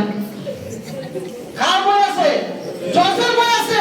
জজ আমাকে কি পারমিশন দেয়, কি ডিক্লেয়ার দেয়, যে ডিক্লেয়ার দেওয়ার কারণে হয়তো ফাঁসি হবে, আর না হয় আমাদেরকে আজীবন জেল দিবে। এই ভয়তে সে অন্যদিকে তাকায় না, সামনে জজ, এই জন্য এই ভয় নিয়ে সামনে যায়, এইভাবে দাঁড়ায় থাকে। এইটার নাম হলো খুশু। এটার নাম কি? খুশু, অর্থাৎ মনোযোগ, আল্লাহর ভয়। এই জন্য আল্লাহর রাসূল বলেন, তুমি যখন নামাজের মধ্যে দাঁড়াও তখন মনে মনে এইটা অনুভব করবা যে আমি আল্লাহকে দেখতেছি। সুবহানাল্লাহ। অথবা আল্লাহ আমার সামনে দাঁড়ায় আছে, এটাও যদি অনুভব না হয়, এটা মনে রাখো যে আল্লাহ আমাকে দেখতেছে। সুবহানাল্লাহ। এই মনোভাব নিয়ে যদি কেউ নামাজে দাঁড়ায়, সে অন্যদিকে কে কি করলো, কার কি রুকু হইছে না সিজদা হইছে না, এটা দেখার টাইম আছে না। আমরা তো অনেকে দেখেন নামাজে খালি ঠিকই হে সিজদা হইছে না, নামাজে খালি দেখেন আসলে এমন রুগী আপনার নামাজে খুশু হয় নাই। খুশু না হওয়ার কারণে আপনার নামাজ কবুল হয় নাই, আল্লাহর সাথে সম্পর্ক হয় নাই, আপনার নামাজ বাতিল, আপনার নামাজ বাতিল। এই জন্য আল্লাহর সঙ্গে সম্পর্ক হয় কিসের মাধ্যমে? নামাজের মাধ্যমে। কথা বলেন, কিসের মাধ্যমে? নামাজের মাধ্যমে। এই নামাজের মধ্যে কি থাকা লাগবে? আল্লাহর ভয় থাকা লাগবে। কি থাকা লাগবে? আল্লাহর ভয় থাকা লাগবে। এরপরে আল্লাহ তাআলা আরেক আয়াতের মধ্যে বলেন, হাফিজু আলাস সালাওয়াতি ওয়াস সালাতিল উসতা, তোমরা নামাজের প্রতি যত্নবান হও। কারণ নামাজের মধ্যে গাফলতি আছে না নাই? গাফলতি আছে না নাই? হামিদ আছে নি? হামিদ আছে? হ্যাঁ, এবারে নামাজে খান হয়, নামাজে খালিয়া একদমটা চাইব। আমি একদিন টেস্ট করছি, ওই দিকে আসলে কি নামাজও লাগিতা, আমি দূর থেকে নামাজে খানা, আমি দূর থেকে আমি ডাকি, আমার হাতে এসে ওদের আমি নামাজ কিতাব নামাজ। আচ্ছা দেখেন, এটা কিন্তু একটা হাসির ব্যাপার, কিন্তু এ কিন্তু একজন চেঞ্জ ছাড়া মানুষ না, কিন্তু এর ভিতরে এই অনুধাবনটা আছে যে আমি যদি এভাবে নামাজ ছুড়ে যাই, আমার নামাজ বাইরে যাবো, নামাজ এতটুকু জ্ঞান এর ভিতরে কিন্তু আছে। কিন্তু এর কিন্তু নামাজের কোনো বিধান নেই। এ যদি আজীবন নামাজ না পড়ে, আল্লাহ এর এমনি জান্নাত দিবেন। সুবহানাল্লাহ। কিন্তু এতে আয়াসের মাঝে মধ্যে না, এত 5 ওয়াক্ত নামাজি, 5 ওয়াক্ত ফজর সহ আমরা লাগে এমতে আয়েশা মসজিদে আয়েশা আমরা ডাক দেয়, এই নামাজে দাঁড়ায়, নামাজে দাঁড়িয়ে হয়তো তালিবালি করে, কিন্তু এই যে তালিবালি করে, এর তালিবালি থেকে আল্লাহর ফেরেশতারা হাসে। সুবহানাল্লাহ। ফেরেশতারা হাসে। আর এই যে নেক আমলগুলা তার নামে লেখা হইতেছে, এটা তার নামে না, এটা তার সম্পূর্ণ তার মা বাবার নামে লেখা হইতেছে। সুবহানাল্লাহ। তার কার নামে? তার মা বাবার নামে লেখা হইতেছে। একজন চান্সারা মানুষ, এরপরে নামাজের প্রতি সে একটা এই যে একটা মহব্বত ফিট হয়েছে, আল্লাহর প্রতি তার একটা মহব্বত ফিট হয়ে গেছে। আমি এর মাঝে মধ্যে বলি, তুই পাগল, আমি পাগল, আমি আল্লাহর পাগল। সুবহানাল্লাহ। কি কয়? আমি আল্লাহর পাগল। চিন্তা করেন এর ভিতরে কতটুকু আল্লাহর মহব্বত ঢুকছে। হয়তো নামাজ এরা ডাক দিলে যায় না, নামাজ ভেঙে যাবে, কিন্তু এর ভিতরে এতটুকু সীমা রেখা আছে যে যদি আমি হাতটা ছেড়ে দিই আমার নামাজ ভেঙে যাইব। আর আমরা মসজিদে তো আল্লাহর বান্দারা আছে, নামাজ শুরু হইলে আরেকজনের সম্বল গুদা মানে আছে না নাই? তোমার নামাজ হইব গিয়া তোমার চেয়ে এই পাগলের নামাজ ভালো, তোমার চেয়ে তার গুরুত্ব ভালো। কারণ তাকে টাকা সে এদিক সেদিক চায়, হয়তো তার নামাজ হয় না, কিন্তু তার ভিতরে এই সীমা রেখা আছে যদি আমি হাতটা ছেড়ে দিই আমার নামাজ ভঙ্গ হয়ে যাবে, যদি তার ডাক শুই না যদি তার কাছে চলে যায় আমার নামাজ ভঙ্গ হয়ে যাবে। আফসোসের বিষয়, এত মেধা থাকার পরেও, এত চিন্তাধারা থাকার পরেও, এত দিল থাকার পরেও এরপর মানুষ নামাজ তুই শতানি করে কি বলে না? রেডি থাকো, রেডি থাকো, রেডি থাকো। আযাব আযাব আসতেছে, কবরে যাইবা, প্রত্যেকটা অক্ষর অক্ষরে জিজ্ঞাসা করবে আল্লাহ। আমরা হয়তো চিল্লাই যে শয়তানে কইল না, শয়তানে কইল না, ওই দিন বোঝা যাবে, কিন্তু আফসোস লাগে এমন এমন পোলাপান শয়তানি করে, এরা একটা কথা হয়তো শরম লাগে, আমার চেয়ে বড় বড় বড় মানুষ। এই জন্য বলছিলাম যে নামাজের মধ্যে খুশু প্রয়োজন, মনোযোগ এবং আল্লাহর ভয় যদি আপনি দিয়া নামাজটা পড়েন, ওই নামাজটা আল্লাহর দরবারে 100% কবুল হবে। আর যে নামাজের মধ্যে কোনো ভয় নাই, যে নামাজের মধ্যে কোনো ভয় নাই, শুধু মানুষকে দেখানোর জন্য, ওই নামাজ দিয়া জীবনে কোনোদিন জান্নাতের মালিক হইতে পারবে না, আল্লাহর ওয়ারিস, আল্লাহর জান্নাতুল ফেরদাউসের ওয়ারিস হইতে পারবে না। তাহলে এক নম্বর শর্ত কি পাইলাম? যে আল্লাহর সঙ্গে কি করা? সম্পর্ক করা। আল্লাহর সঙ্গে যদি সম্পর্ক করতে পারি তাহলে আল্লাহ তাআলার এই জান্নাতুল ফেরদাউসের আমরা কি হব? ওয়ারিসদার হব। কি হব? ওয়ারিসদার হব। আর ওয়ারিসদার হইতে গেলে এক নম্বর সম্পর্ক কি করতে হবে? নামাজ পড়তে হবে। এবার আসেন 2 নম্বর, তাআল্লুক বিল আল্লাহ। আল্লাহর সাথে সম্পর্ক যদি কেউ করতে চায়,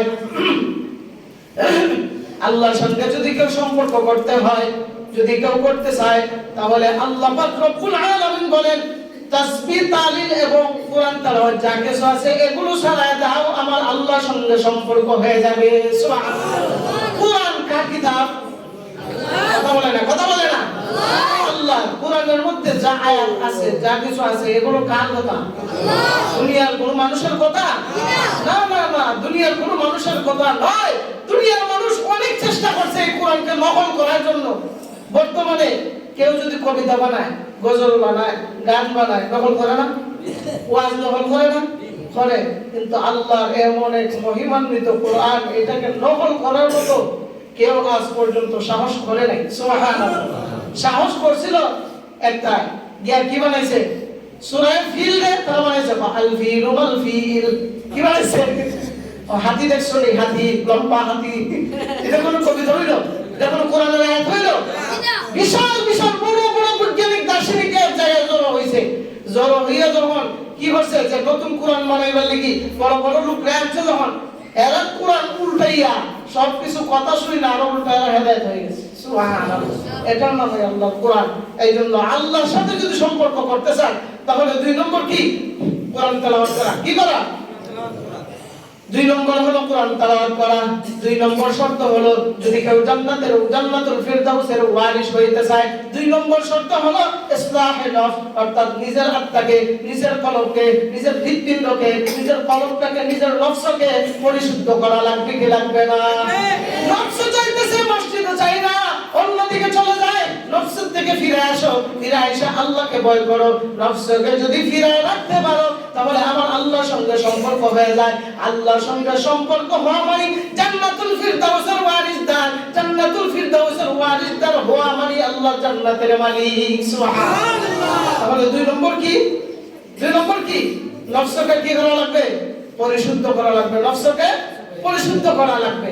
এই জন্য নফসের প্রতি যত্নবান হওয়া দরকার। নফসের প্রতি যত্নবান হওয়া দরকার। কলব এমন একটা জিনিস, যে কলবের মধ্যে আপনি ভালো জিনিস রাখতে পারবেন, যে কলবের মধ্যে আপনি খারাপ জিনিসও রাখতে পারবেন। এই কলবের মধ্যে ভালো জিনিস রাখা যায়, এই কলবের মধ্যে খারাপ জিনিসও রাখা যায়। ভালো জিনিস যারা রাখবে তারাই ওয়ারিসদার, খারাপ জিনিস যারা রাখবে তারা জাহান্নামের ওয়ারিসদার। বলেন নাউযুবিল্লাহ। প্রত্যেকটা মানুষকে জান্নাত জাহান্নামের উপর দিয়ে অতিক্রম করা লাগবে। প্রত্যেকটা মানুষকে জাহান্নামের উপর দিয়ে অতিক্রম করা লাগবে। বলবেন হুজুর এটা তো নতুন কথা, জাহান্নামের উপর দিয়ে অতিক্রম করবে কেন? জাহান্নাম হলো নিচে। জাহান্নাম কি? আর জান্নাত ফুলসিরাতের ফুল জানেননি? ফুলসিরাতের ফুল আসেনি? এই ফুলসিরাতের ফুলের নিচে জাহান্নাম। সুবহানাল্লাহ বলে, এই ফুলসিরাতের ফুলের নিচেই জাহান্নাম। এই জন্য এই কলবের ভিতরে যা রোগ আছে, গীবত, শিকায়ত, মিথ্যা কথা যা আছে, এগুলো দূর করা দরকার কি দরকার না? দরকার না? এই মিথ্যা, গীবত, শিকায়ত যা কিছু আছে এগুলো দূর করা দরকার। মিথ্যা মানুষকে বিজয়ী করে না, মিথ্যা মানুষকে ধ্বংস করে, মিথ্যা মানুষের বিপদটাই কানে, মিথ্যা মানুষকে বিপদটাই কানে, মিথ্যা মানুষকে লাঞ্ছনা বঞ্চনা করে দেয়। মিথ্যা মানুষকে কি করে? লাঞ্ছনা বঞ্চনা করে দেয়, অর্থাৎ তার সম্মান হানি করে মিথ্যা। আর সত্য কি করে? ইজ্জত সম্মান বাড়ায় দেয়, বাড়ায় ওঠে। আমি তো মোটরসাইকেল দিয়ে বাড়িতে যাই, তো হবিগঞ্জ পাম্পের মধ্যে বিশেষ বাজারে তেল নেই। তো আমি যখন আসছি তেল নেওয়ার জন্য, তেল নেওয়ার সময় তখন তেল দেয় মিটারের মধ্যে উঠে না, কত লিটার দিছে, কত টাকা দিছে, ওটা কি উঠে না? তা আমি ছায়া দিয়েছি যে 448 টাকা তেল দিছে আমার। 400 কত টাকা? 48 টাকা। আমি ছায়া দিয়েছি। তা আমার তো ছোট মুটো দেখছে, গাড়িও ছোট, আমিও ছোট, সব ছোট মুটো দেখছে। দেখার পরে লোকটা ছিল হিন্দু। তো আমি তার আব্বা বুঝে গেছি। আর আমি বলতেছি ভাই তেল দেন। তেল যখন দিছে, তো তেল দেওয়ার পরে টাকা পোকা যা আছে এগুলো লেখা আছে না কেন? টাকা তো এখান থেকে নেওয়া যায়। আমি টাকা বাইর করছি দেওয়ার জন্য, আমার এখন কি বলে রিসিপশনে আছেন, ওই জায়গার মধ্যে আছেন, কাউন্টারে আছেন। এখন কি করবো? আমি তো বুঝে গেছি তার চালাকি। আমি ভালো করে সবকিছু টাকা দিকে পাস গেছি, গিয়ে যাওয়ার পরে কত হয়েছে? 560 টাকা। কত হয়েছে? 560 টাকা। ইন্নালিল্লাহ কই কি? আবার কিতা বলছে যাতে আমি বুঝি, ক্যালকুলেটর আরো একটু কাটি করছে।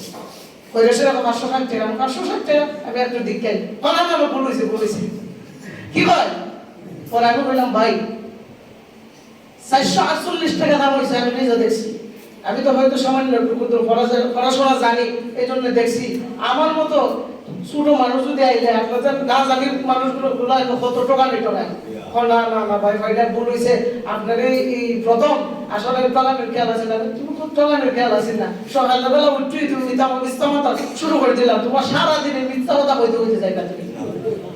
তখন বললাম তুমি 560 টাকা হোক, তুমি আমার থেকে কত টাকার বিষয় নিলা? এই বেশি নিয়ে কি তুমি এখন তো খাবার খাইতে পারলা? এটা মানলাম, তুমি এখন তো খাবার খাইলা, তুমি কি এরপরে তো খাবার খাইতে পারলা? 1 মাস ভালো করে চলতে পারলা, 1 বছর ভালো করে চলতে পারলা, এখন কি করবে? লোকটা তো হিন্দু, আর আমি তো হুজুর দেখে সেরা মনোযোগ মাথা দিয়ে বসে দিছি। আর কোনো জবাব আছে? মিথ্যা মানুষকে বোমা বানায় দেয়, বোমা। আর সত্য মানুষকে আগায় দেয়।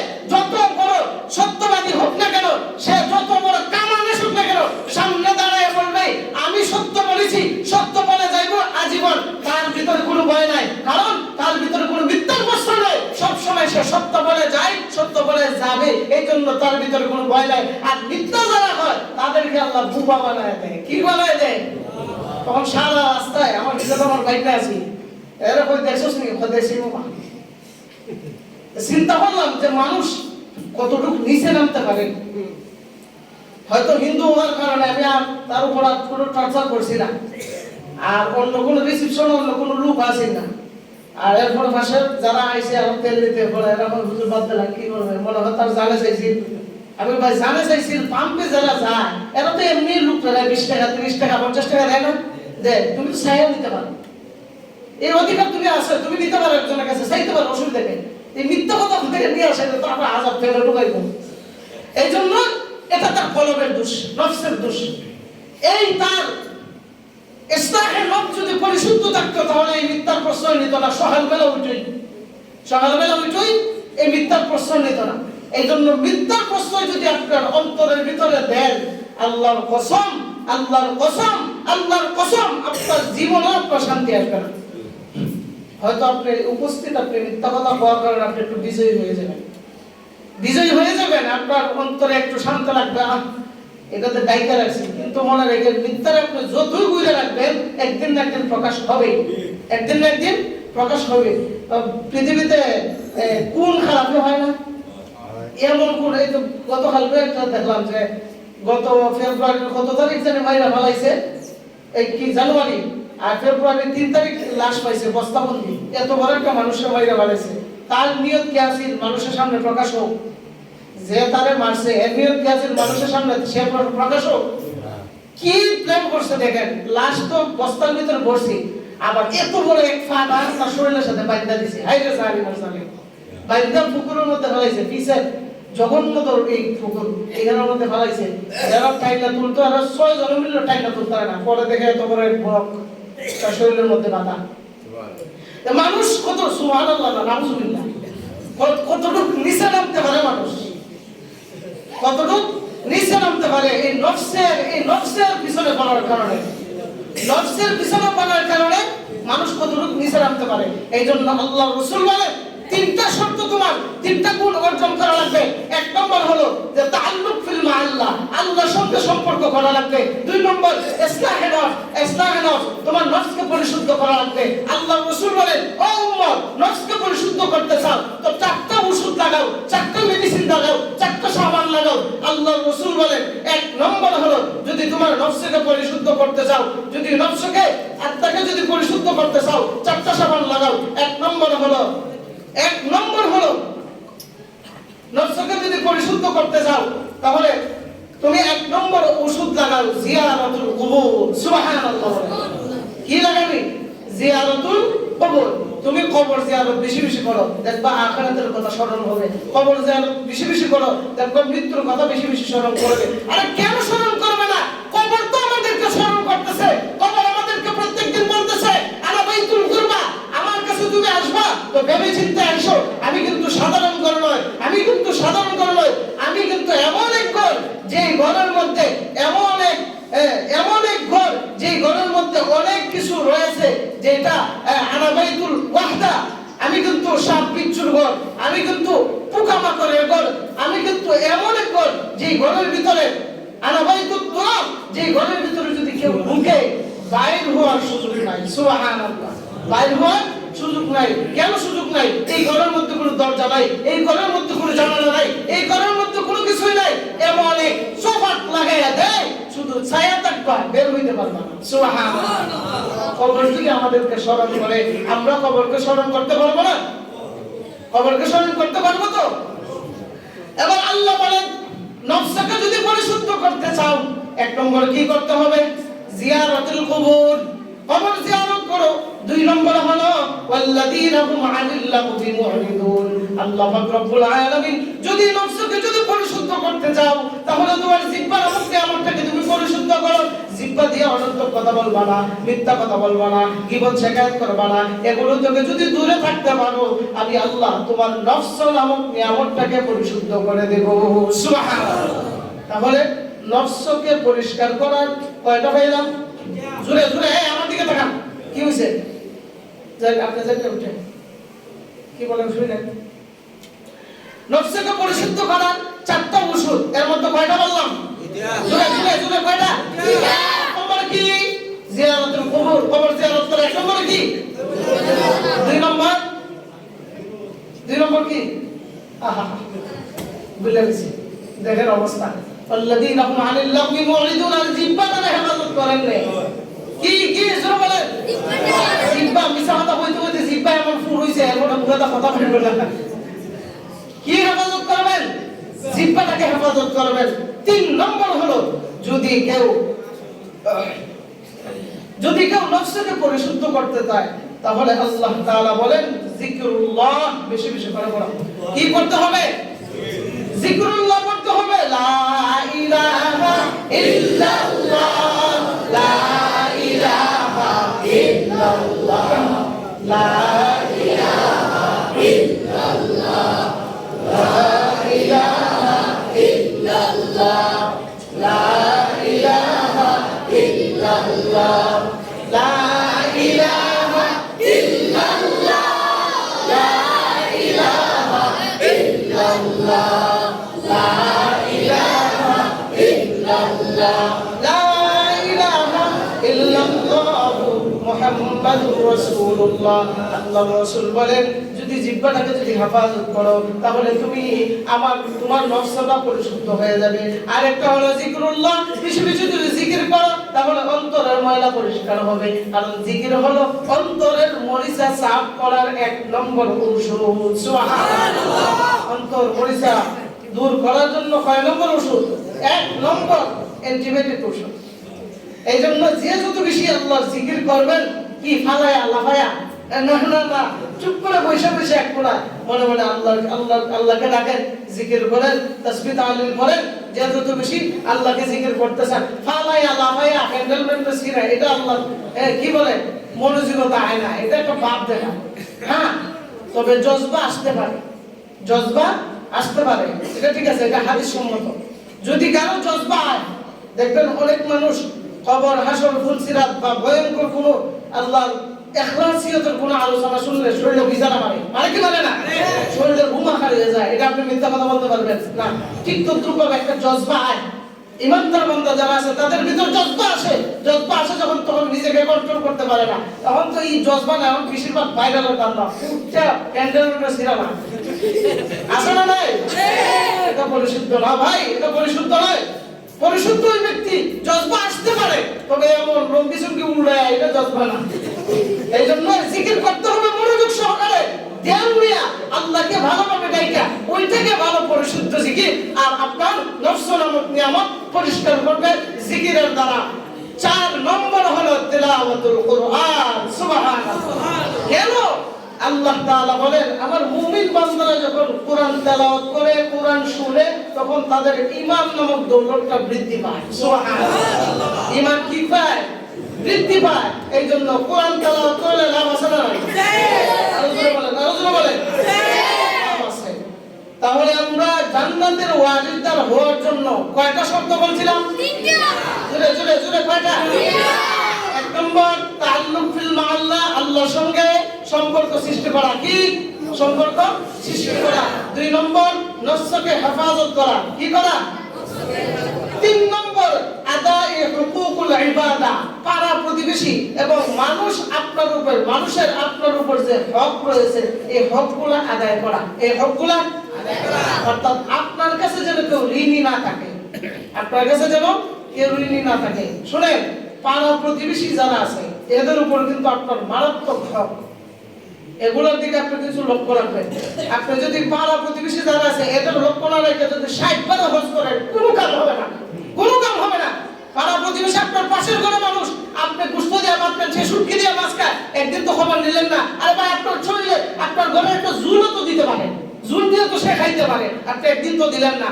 বরং সারা নাক ফুলায় ছায়া দেবে, শুটকি দিয়ে খায়, গুস্ত দিয়ে খায়, তাও খবর শুটকি আর গুস্তির পার্থক্য বুঝবা। পাড়া প্রতিবেশী যারা আছে এদের উপর আপনার মারাত্মক হক, এই হকটা আপনার পালন করা লাগবে। যদি হক পালন না করেন, জান্নাতের ওয়ারিসদার হতে পারবেন না।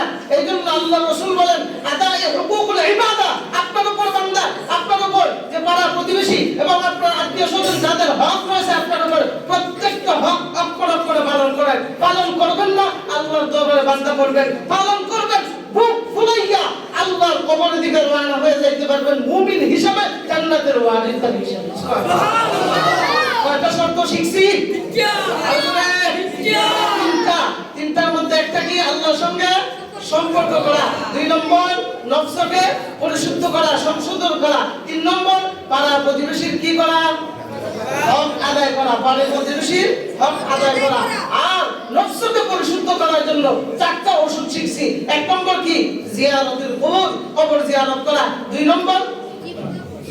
নম্বর জিহ্বাকে হেফাজত করা। 3 নম্বর মাশাআল্লাহ জোরে জিকির করা। জিকির করাই বলে দিয়েছে, কি জিকির করা। 4 নম্বর কি বলছি? কোরআন তেলাওয়াত করা। মাশাআল্লাহ জোরে বলবেন না? এই 4 নম্বর ওয়াজ। কিছু বক্তা করুন আর কিছু শ্রোতা করুন। শ্রোতা যদি হা না করে, তা ঘুমতে ফিরতে হবে দিয়ে যান সুবহানাল্লাহ। বলবেন এখানে কি কেউ ঘুমাইবে লিগা?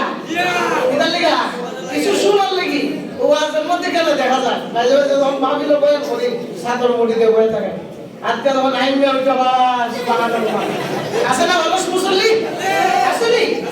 এটার নাম ওয়াজ শোনা না। এই জন্য তো হেদায়েত হয় না। ওয়াজ শোনা দিনের কান দিয়া যদি আপনি ওয়াজ শুনেন, তখন ওয়াজকে আপনার ভিতরে অ্যাটাক করবে। আর যদি অ্যাটাক না করে, এই জন্য যেমন মন চায় আপনি জিন্দেগি পরিচালনা করতে পারবেন। আর যদি আপনার ভিতরে ঢুকাইতে পারেন, তাহলে তো আপনি সাকসেসফুল, জান্নাতের ওয়ারিসদার। বলেন সুবহানাল্লাহ। দুনিয়ার পিছনে আমরা কত দৌড়াইতেছি কি দৌড়াইতেছি না? আল্লাহর পিছনে আমরা তো দৌড়াই না, রাসূলের সুন্নাহর ভিতরে তো দৌড়াই না, খালি শুধু সংসার সংসার সংসার। আমার ছেলে সন্তান কি খাবে, আমার স্ত্রী সন্তান কি খাবে, আমি কেমনে চলবো, আমার ঘরে তো অভাব, এমন রোগ আছে না নাই? সংসার সংসার কইরা হবে গো, করলি না বন্দেগি,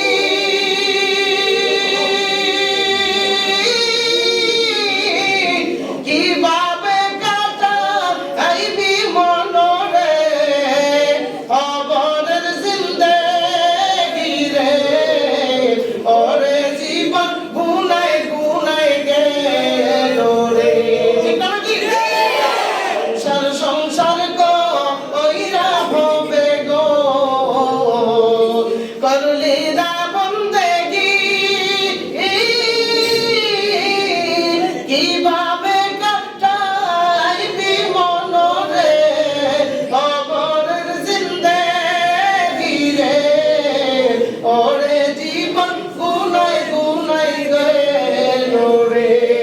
ঠিক না ঠিক? ধন সম্পদের মায়ায় পইরা গো, ডাকলি না মাওলা রে,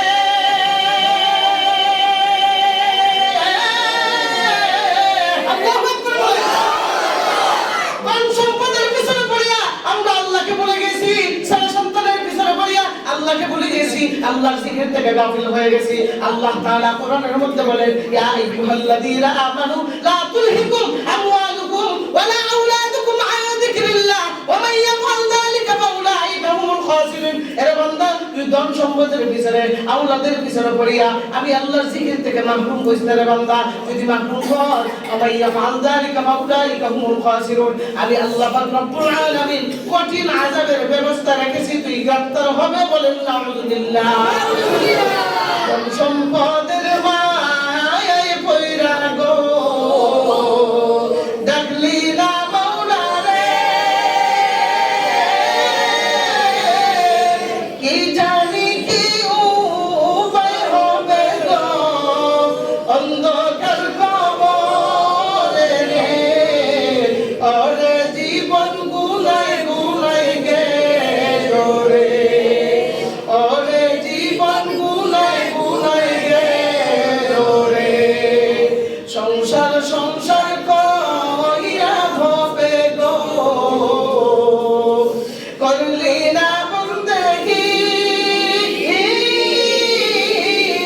কিভাবে কাটাইবি মনরে খবরের জিন্দেগি রে, ওরে জীবন গুনাই গুনাই গেল রে।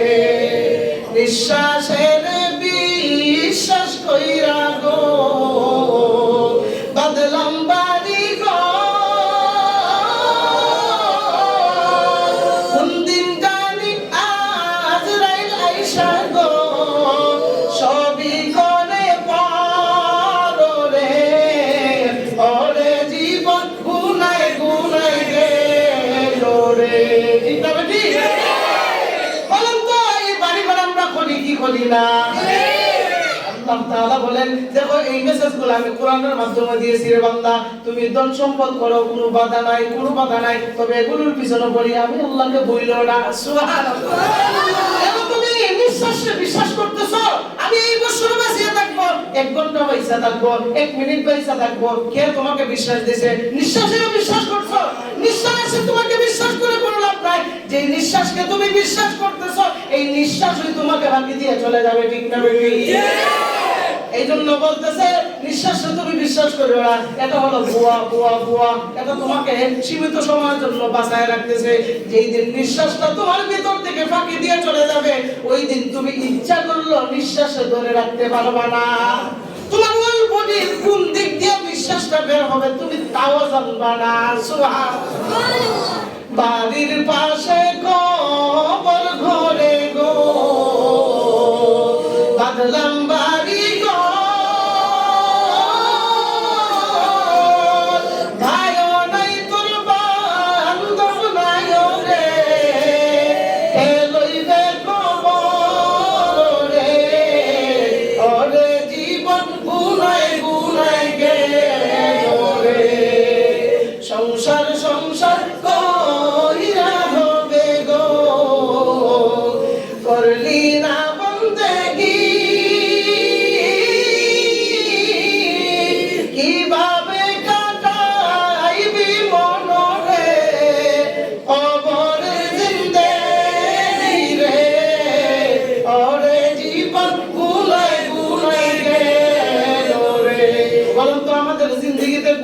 আছে না নাই?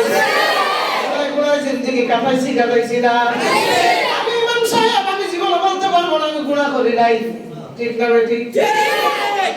আমি প্রত্যেকদিন নামাজ পড়াই, প্রত্যেকদিন আমার পিছনে নামাজ পড়েন, আমার কোন জায়গাটা গুনাহ হয়ে যায় আমি জানি না। জানে কে? আর কে জানে? ফেরেশতা। আর কে জানে? রেকর্ড রাখছে না? ওই যে একদিন ওয়াজ করছিলাম না যে রেকর্ড করার লেগে একজন রাখছে, আর একজন কি করবার লেগে ভিডিও কইরা লিখে রাখলাম। বুঝলাম না? ইয়াতা প্রোগ্রাম না, সবগুলো লাগে। গাড়ো দ্বারা একজন রাখছে, কি করে? রেকর্ড করে। কি করে? রেকর্ড করে। আর যে দুইজন আছে এই দুইজন ভিডিও করে আর লেখে, ভিডিও করে আর লেখে। ওই দিন আপনারা আমলনামা দেখতে পারবেন। জোহর আইছেন, আসর নাই, আসরত তো লাল খালি। আল্লাহু আকবার বলেন। এই যে ভোজনটা বললাম, এই ভোজনের মধ্যে এত শিক্ষা আছে, যদি ভেতরে ঢুকাইতে পারেন আমাদের জীবনটা পরিবর্তন হওয়া বেশি সময় লাগবে না। বেশি সময় লাগবে না। কিসের বড়াই করতেছেন? এই নিঃশ্বাসটা আপনার ভিতরে রাইখা কি যে বড়াই করতেছেন, অথচ নিঃশ্বাসটা এমন একটা নিয়ামত, কোন সময় কোন দিকে তা বের হয়ে যায় কেউ বলে যায় না। আজ পর্যন্ত কাউকে বলে কি গেছে? আমাদের ভিতরে নিঃশ্বাস আছে না নাই? কোন দিন বের হবে জানি? কোন দিক থেকে বের হবে জানি? এই হলো আমাদের জিন্দেগি। আজরাইল আমাদেরকে আসবে, আয়েশা একদম শূন্য হাতে নিয়ে যাইবেন। এই জন্য এখনো সময় আছে। আল্লাহ পাক রব্বুল আলামিন আমাদেরকে বেশি বেশি করে আল্লাহর গোলামি, বিশেষ করে আজকে যে রাতটা মুবারকপূর্ণ রাত, বরকতপূর্ণ রাত, এই রাত্রিতে ইবাদতের মাধ্যমে আল্লাহর সান্নিধ্য অর্জন করব তো ইনশাআল্লাহ। বাড়িতে যাব না মসজিদে থাকবো? মসজিদে থেকে ইবাদত করব না ঘুমাইবো? ইবাদত করব, কোরআন তেলাওয়াত করব। যে কোরআন তেলাওয়াত পারেন না, তাসবিহ তাহলিল আছে পড়বেন। যে যা ইচ্ছা যে মনে রাখতে পারবেন। আল্লাহ 99 নাম আছে না নাই? আল্লাহু লা ইলাহা ইল্লা হুয়ার রহমানুর রহিমুল মালিকুল কুদ্দুসুস সালামুল মুমিনুল মুহাইমিনুল আজিজুল জাব্বারুল মুতাকাব্বির আল খালিকুল বারিউল মুইজ্জুল মুতিউল সামিউল। অভাব নাই আল্লাহ নাম, অভাব নাই। যে নামে ধরে দেখেন আপনার রিজিকের দরকার, বলেন রাজ্জাক, বলেন রাজ্জাক। রিজিকটা থাকে বলেন ইয়া রাজ্জাক, ইয়া রাজ্জাক, ইয়া রাজ্জাক। এই রিজিকটা আল্লাহ বলবেন কি হইছে? বলবে আল্লাহ আমার তো রিজিকের মধ্যে অভাব, ঘরের মধ্যে অভাব, আমার ছেলে সন্তানের বিয়ে হইতেছে না, আল্লাহ তুমি ব্যবস্থা করেন। অর্থাৎ আপনার মনে আজকে যা আয় সব আল্লাহর কাছে চাইবেন, সব আল্লাহর কাছে চাইবেন। আরেকটা রাত আমাদের বোনাস হিসেবে আছে, যেই রাতটা এই রাতের থেকে আরো কোটি কোটি গুণ দাম বড় হয়। ওই রাতটা কি বলেন তো? সবে কদরের রাত। কি রাত? এই সবে কদরের রাত 1000 বার জোড়া দিল ওই রাতে সমান হবে না। সুবহানাল্লাহ। ওই রাতে যদি কেউ ইবাদত করে আল্লাহ পাক রব্বুল আলামিন তার পূর্বে যত গুনাহ আছে সব গুনাহ maaf করে দেয়। সুবহানাল্লাহ। পূর্বে 1 বছরের গুনাহ আল্লাহ maaf করে দেয়। সুবহানাল্লাহ। 1 বছরের গুনাহ maaf করার তো দেখি, করার দেখি কতটুকু সহজ। কানতে কানতে চোখেটা পানি না, রক্ত আসবে, রক্ত। এর কোনো কবুল হইছে কিনা আল্লাহর দরবারে এটা জানা নাই। কবুল হইছে কিনা, কবুল হওয়ার কত মাধ্যম আছে। মাগরিবের 10 মিনিট আগে এই সন্ধ্যার সময়টা আপনি বৈশা বৈশা যা ইচ্ছা দোয়া করেন, দোয়া কবুলিয়তের সময়। আরো সহজ বিষয়, বাড়িতে যান, মা বাবা আছে, চেহারার দিকে তাকাইয়া মুস্কি হাসি মারেন, কবুল উমরা হজের সওয়াব। সুবহানাল্লাহ। লক্ষ লক্ষ কোটি কোটি টাকা দিয়ে হজ করে আসেন, কবুল হইছে কিনা কেউ জানে? কিন্তু আল্লাহর রাসূলের হাদিসে, আল্লাহর রাসূলের হাদিস কি মিথ্যা? তোমার মা বাবার চেহারার দিকে তাকায় মুস্কি হাসি মারবা, দেখবা আল্লাহ কবুল উমরা হজের সওয়াব দান করবে। সুবহানাল্লাহ। আর যাদের মা বাবার সাথে বনা নাই জীবনে ভাইবো না, ভাইবো নি। এইজন্য মা বাবার সাথে কোনো সময় বেবন্তি রাখেন না, বেবন্তি রাখেন না। মা বাবা অনেক বড় একটা দল, যেটা গুরুত্ব মহত্ব আমি নিজে বুঝতেছি, আমি নিজে বুঝতেছি। প্রত্যেকটা মুহূর্তে বাড়িতে যাই, বাড়িতে গিয়ে মা বাপরে পাই না, একদম ঘর খালি। যেন এমন হয় যে আবার রিটার্ন এই জায়গায় চলে আসি, কিন্তু কাজকর্মের জন্য আসতে পারি না। কিন্তু মন বাসায় বাড়িতে থাকতে না থাকতে কেন? আসল মানুষই নাই যে মানুষদেরকে নিয়ে আনন্দ করব, যে মানুষের চেহারা দিকে তাকায় অনেক কাজ কি বলে উমরা হজের সওয়াব পাইবো, কবুল উমরা হজের এরইতে নাই। এই জন্য মা বাবা এমন একদম এটা হারানো না গেলে এটা বুঝে আসে না, জীবনে বুঝে আসে না। আপনার মা বাবা একটা কথা বললে খারাপ লাগতেই পারে, আপনার ইচ্ছাদের বিরুদ্ধে যাইতেই পারে। এই জন্য মা বাবাকে সাইডে দিন না। মা বাবা অনেক বড় একটা ধন, অনেক বড় একটা ধন, জান প্রাণ দিয়া আপনি যদি সারা বছরের পর বছর কোনো খেয়াল না রাখেন, আজকে রাত্রিতে আপনি যান গিয়া বেশি না খালি পাউডার ধরবেন, বলে আম্মা আমি এতদিন ভুল করছি, মাফ করে দাও। ডাইরেক্ট আপনার চেহারা, আল্লাহ কসম করে বলি, আপনার চেহারার দিকে তাকায় কান্না করবে আর বলবে ওরে আমার সন্তান, তোরে আমি বলতে দিব কেন, তোর তো আমি আগে মাফ করে দিছি। সুবহানাল্লাহ। ডাইরেক্ট কি কথা বলবে? কারণ কেন বলে জানেন, কোন মা বাবা যদি তার ছেলে সন্তানকে বদদুয়া দেয়, আল্লাহর কসম দুনিয়াতে আগুনে জ্বলে পড়ে মরবে, দুনিয়াতে জ্বলে পড়ে মরবে। এই জন্য মা বাবাকে যতই ছেলে সন্তানরা শাস্তি দেয়, এরা আদালত গিয়া হয় আল্লাহ আমাকে কষ্ট দেন, আল্লাহ আমার সন্তানদের সুখে রাখতে। সুবহানাল্লাহ। যারা মা বাবা হইছেন আপনারা বুঝতে পারবেন এই ফিলটা, আপনারা বুঝতে পারবেন। বাবা যদি কোন শয়তানের কারণে আপনাকে ঘরে ঢুকতে না দেয়, তো আরেক দরজা খোলা রাখে। আমি আমার বক্তব্যে আলোচনা করি দেখছো, তোমার মা খারায় এক দরজা, তোমার বাবা খারায় এক দরজা।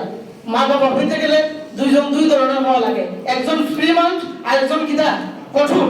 কোন দেখবেন মা কঠোর বাপ ফ্রি মাইন্ড, আবার কোন দেখবেন কি বাপ কঠোর মা ফ্রি মাইন্ড। আর যদি দুইজন একবার কঠোর হয়, জীবনে ঘরে ঢুকতে পারবো না, ঘরে ঢুকতে পারতো না।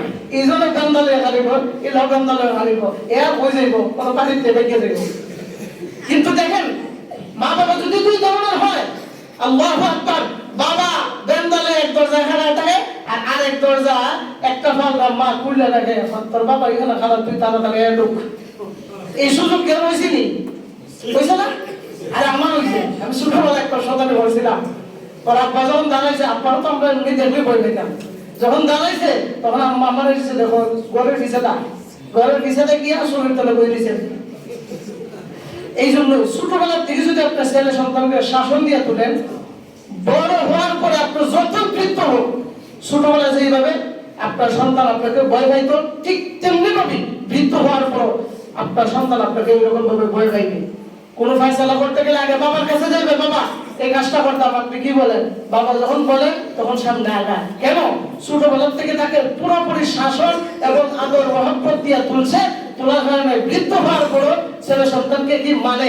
আর ছোটবেলার থেকেই ফাত্তামি করতে করতে মোবাইল দিয়ে সারাদিন বয়ে থাকে, এমন রোগ আছে না ভাই? ও ভাই, মোবাইল দিয়ে এই ছেলে সন্তানকে বয়ে করে রাখেন, একই দেখতেছে, নাটক সিনেমা দেখতেছে, কার্টুন মুটুন দেখতেছে, এটা দিকে তার কি শিক্ষা হবে? কি শিক্ষা হবে? কার্টুন দেখবে, একটা ঘুষি মারছে, এরপর আপনারা দিব ঘুষি। এই জন্য এটা হলো কি সিনেমার আওয়াজ, এগুলো সবাই বলে না। কেন আমি বলি, এই রোগের রোগী আমরা সবাই আছি না নাই? এই জন্য সন্তান মানুষ করা সাধারণ ব্যাপার না। হুজুরের কাছে আপনি দাঁড়াইলেন, হুজুর ফরাইন কেমন পর্যন্ত আপনার সন্তান মানুষ হবে না। যতটুকু পর্যন্ত আপনার সন্তানকে আপনি শাসনের কাতারে না নেবেন, ততটুকু পর্যন্ত আপনার সন্তান আপনার কথা শুনবেন না। আর যদি একটা বাড়ি দেওয়ার পরে আল্লাহ দিয়ে শুনে কুলুন আছেন, আল্লাহর কসম এই সন্তানের বড় হয়ে আপনার মাথা মারাইবে পারি দিয়া। এই জন্য আমাদের কাছে যদি সন্তান দেন, আমরা যথাসম্ভব তাদেরকে শাসনের কাতারে নিয়ে, যে সময় শাসন দিতে দিয়ে আনতে হয়, তখন আমরা শাসনের কাতারে নিয়ে যাই। অনেক সময় তাদেরকে আদর দিয়া, মহব্বত দিয়া। আরে ভাই, উস্তাদ হওয়া এমন ব্যাপার, ও সাধারণ ব্যাপার না। উস্তাদ হইতে গেলে তিনটা জিনিস লাগে। কয়টা? জোরে বলেন। অভিভাবকটা আমরা উপর রাগ করে, এই জন্য আজকে জানাই দিতেছি, তিনটা জিনিস অর্জন করা লাগে। এক নম্বর, গ্রাম্য ভাষায় বলি, টক জাল মিষ্টি। টক জাল মিষ্টি, অর্থাৎ যে ছাত্রটা আইছে, এই ছাত্রটাকে কন্ট্রোল করতে গিয়ে কোন সময় শাসনের কাতারে যাওয়া লাগে, কোন সময় হাসি দিয়ে আনা লাগবে, আবার কোন সময় কিছু কথা হয়ে থাকে কি কষ্ট দেওয়া লাগে, কষ্ট দিয়া তখন এই রাস্তা থেকে সরায় আনে। খালি উস্তাদের সিটে বয়ে গেলে উস্তাদ হয়ে যায় না, হুজুর হয়ে যায় না। হুজুর একটা পানি দিলে ভিতর ফাটতে শেষ। আর বাড়ি যদি কোনো ফলাফল সদালি করে, তখন বড় এক লাগিলে দৌড়ায় সারা গেলাম দৌড়ায় কি দৌড়ায় না? এই মনোভাব যাদের আছে সাবধান, এগুলো হয়ে গেল। কোন উস্তাদ কোন ছাত্রের খারাপ চায় না, অবশ্যই সে ভালো চায়, অবশ্যই ভালো চায়। কোন উস্তাদ যদি কোন সন্তানকে শাসন করে, অবশ্যই তার ভালোর জন্য করে। আপনার সন্তানকে আপনি জিজ্ঞাসা করে দেখেন, হুজুরে কেন মারছে? বলবে নামাজে আসছিলাম না। হুজুরে কেন মারছে? পড়া পারছিলাম না। হুজুরে কেন মারছে? শয়তানি করছিলাম। আচ্ছা বলেন, আজ পর্যন্ত এমন একটা ছাত্র, এমন একটা ছোট বাচ্চাকে আপনাদের কাছে বলছে, বলেন তো হুজুরে এমনি মারছে? কেউ বলছে জীবনে? হয়তো বলবে কি যে এত মায়ের মারা লাগে, তার কোনো দোষ নেই তো, বলবে এত মায়ের মারা লাগে। ছাত্ররা যে আমাদের কাছে আসে তাদেরকে কন্ট্রোল করা যে কত বড় হার্ড অবস্থা, আপনারা তো বুঝেন না। আর এই জায়গার মধ্যে এক কোনো সন্তান হয় না, 12 জনের 12 জন সন্তান হয়, 12 জনের 12 জনের মেজাজ, এগুলো মেনটেন করে আমরা চলা লাগে। কোনো সময় ধমক দিয়া, যখন ধমক হয় না তখন ভুলকি দিয়া, তারপরে হয় না তখন শাসনের কাতারে যাওয়া লাগে, অতিরিক্ত গেলে তখন তারা ফিরে আনা লাগে, ব্যাগ দেখলেই তখন সংশোধন হয়ে যায়। এই জন্য প্রকৃত মানুষ হইতে গেলে সর্বাধিক শিক্ষা লাগবে, পারিবারিক শিক্ষা লাগবে, আদব শিক্ষা লাগবে, উস্তাদের শিক্ষা লাগবে। উস্তাদ ছাড়া যদি কোনো কিছু হাসিল হইতো তো প্রত্যেক সন্তানই যার যার মার কুলো মানুষ হইতো, কিন্তু যার যার মার কুলো মানুষ হইতো। যদি উস্তাদ ছাড়া যদি হাসিল হইতো, উস্তাদ ছাড়া জীবনে গাড়ি চালানো সম্ভব? সম্ভব? রাস্তা থাকবো না, খালো যাইবো, তার উস্তাদ নাই। এই উঠলে প্রথম কে মাসে টিকা পড়তে এক টানে খালো। আর যদি উস্তাদ থাকে টান দিতে গেল তারপরে দিয়ে হইবো আস্তে আস্তে রে, আস্তে আস্তে গ্যাস দিকে গ্যাস ফলা আপনি আস্তে আস্তে সামনে নেই। আর প্রথমে যদি হুট করে টান মারি আমি উঠে দিব। চিন্তা একটা ছাত্রকে মানুষ করতে গিয়া কতটুকু মেহনত করা লাগে তাদের পিছনে আপনারা শুনছেন, দেখছেন। এই বছর আমাদের বক্তব্য থেকে 9 জন ছেলে কোরআন খতম করে বিদায় নিবে বা আছে এখনো, এরা থাকবে। আমরা যখন বিদায় দিব তখন যাবে। সীমিত সময়ের জন্য এদেরকে আনন্দিত করলাম, পুরস্কৃত করলাম। এই যে সন্তানগুলা কোরআন পড়ছে, বলেন তো বাবা মা মারা যাওয়ার পরে এই সন্তানরা পাশে বসে কোরআন তেলাওয়াত করবে কি করবে না? এখন যদি হুজুরের সাথে রাগাটাকি হয়ে ছেলেরা লইয়া যাবে ইন্ডিয়া, এ জীবনে মানুষ হইব। উস্তাদ এমন একটা জিনিস, কোন ছাত্রকে মানুষ করতে হলে উস্তাদের খেদমত লাগে এবং উস্তাদের কথা শোনা লাগে, মা বাবার দোয়া লাগে, মা বাবার নেক নজর লাগে। 3 নম্বর নিজে আমল করা লাগবে, নিজে আমল করা লাগবে। 4 নম্বর ওই মুরব্বি যারা আছে এদের কাছ থেকে দোয়া নেওয়া লাগবে এবং আল্লাহর কাছ থেকে ছায়া আনা লাগবে, আল্লাহর কাছে চাওয়া লাগে। ভাই এত সহজে মানুষ হয় না, অনেক কষ্ট করে মানুষ হয়। এই জন্যই মানুষ হইতে গেলে অবশ্যই তার পারিবারিক শিক্ষা প্রয়োজন। এই জন্য গার্জিয়ানরা যারা আছেন আপনারা গুরুত্ব দিয়া বক্তব্য পাঠাইবেন, তাদেরকে শাসন করলে বুঝাইবেন যে তোমার ভালোর জন্য হুজুর মারছে, এত ধৈর্য হারা হয়েন না। অবশ্যই আপনাদের ভালোই আমরা চাই আমাদের ছাত্ররা পুরোপুরি শিক্ষা অর্জন করে ঘর থেকে বের হোক। সে যখন বড় হইবে, যখন শুনবে যে আমাদের বড় হুজুর মারা গেছে, তখন তখনকে সুখত ফালা বলো, মনে মনে করবে ইন্না লিল্লাহি ওয়া ইন্না ইলাইহি রাজিউন, আল্লাহ হুজুরকে জান্নাত নসিব করো। এতটুকু বলবে কি বলবে না? এই দোয়াটা হলো সবচেয়ে পাওয়ারফুল দোয়া। জানেন কি? হাত তুললে দোয়া করলে ইখলাসিয়ত বেশি হয় না, কিন্তু মনের থেকে যদি দোয়া করে ওই দোয়াটা কেউ ফিরেই দিতে পারে না। সুবহানাল্লাহ। এই জন্য ছেলে সন্তানের প্রতি মা রাতে দোয়া করে কি? হাত তুললে দোয়া করে অন্তর থেকে। যখন আপনি আপনার মা আড়ালে বলছে এই জিনিসটা খাইতে বসলাম, আমার জানা চাইছি, আপনি যখন ফটকে বাজার থেকে নিয়ে আড়ালে আম্মা নেও খাও, এই সময় কি বলবে? আরে তুই আনছিস কেন? আমি তো এমনি বলছিলাম। আসলে কি এমনি বলছি না, জানা চাইছি ঠিকই, হয়তো তোমাকে একটা পরীক্ষা করছে, পরীক্ষার ফাঁস এই যে অন্তর থেকে একটা দোয়া দিল, এই দোয়াটাই আল্লাহ তোমাকে কামিয়াবি বানাবে। সুবহানাল্লাহ। আল্লাহ পাক রব্বুল আলামিন যা কিছু আলোচনা করলাম, সর্বপ্রথম আমাকে আমল করার তৌফিক দান করুন, পাশাপাশি সবাইকে আমল করার সুযোগ আল্লাহ তাআলা দান করুন। সবাই বলি আমিন। ওয়া আখিরু দাওয়ানা আলহামদুলিল্লাহি রাব্বিল আলামিন।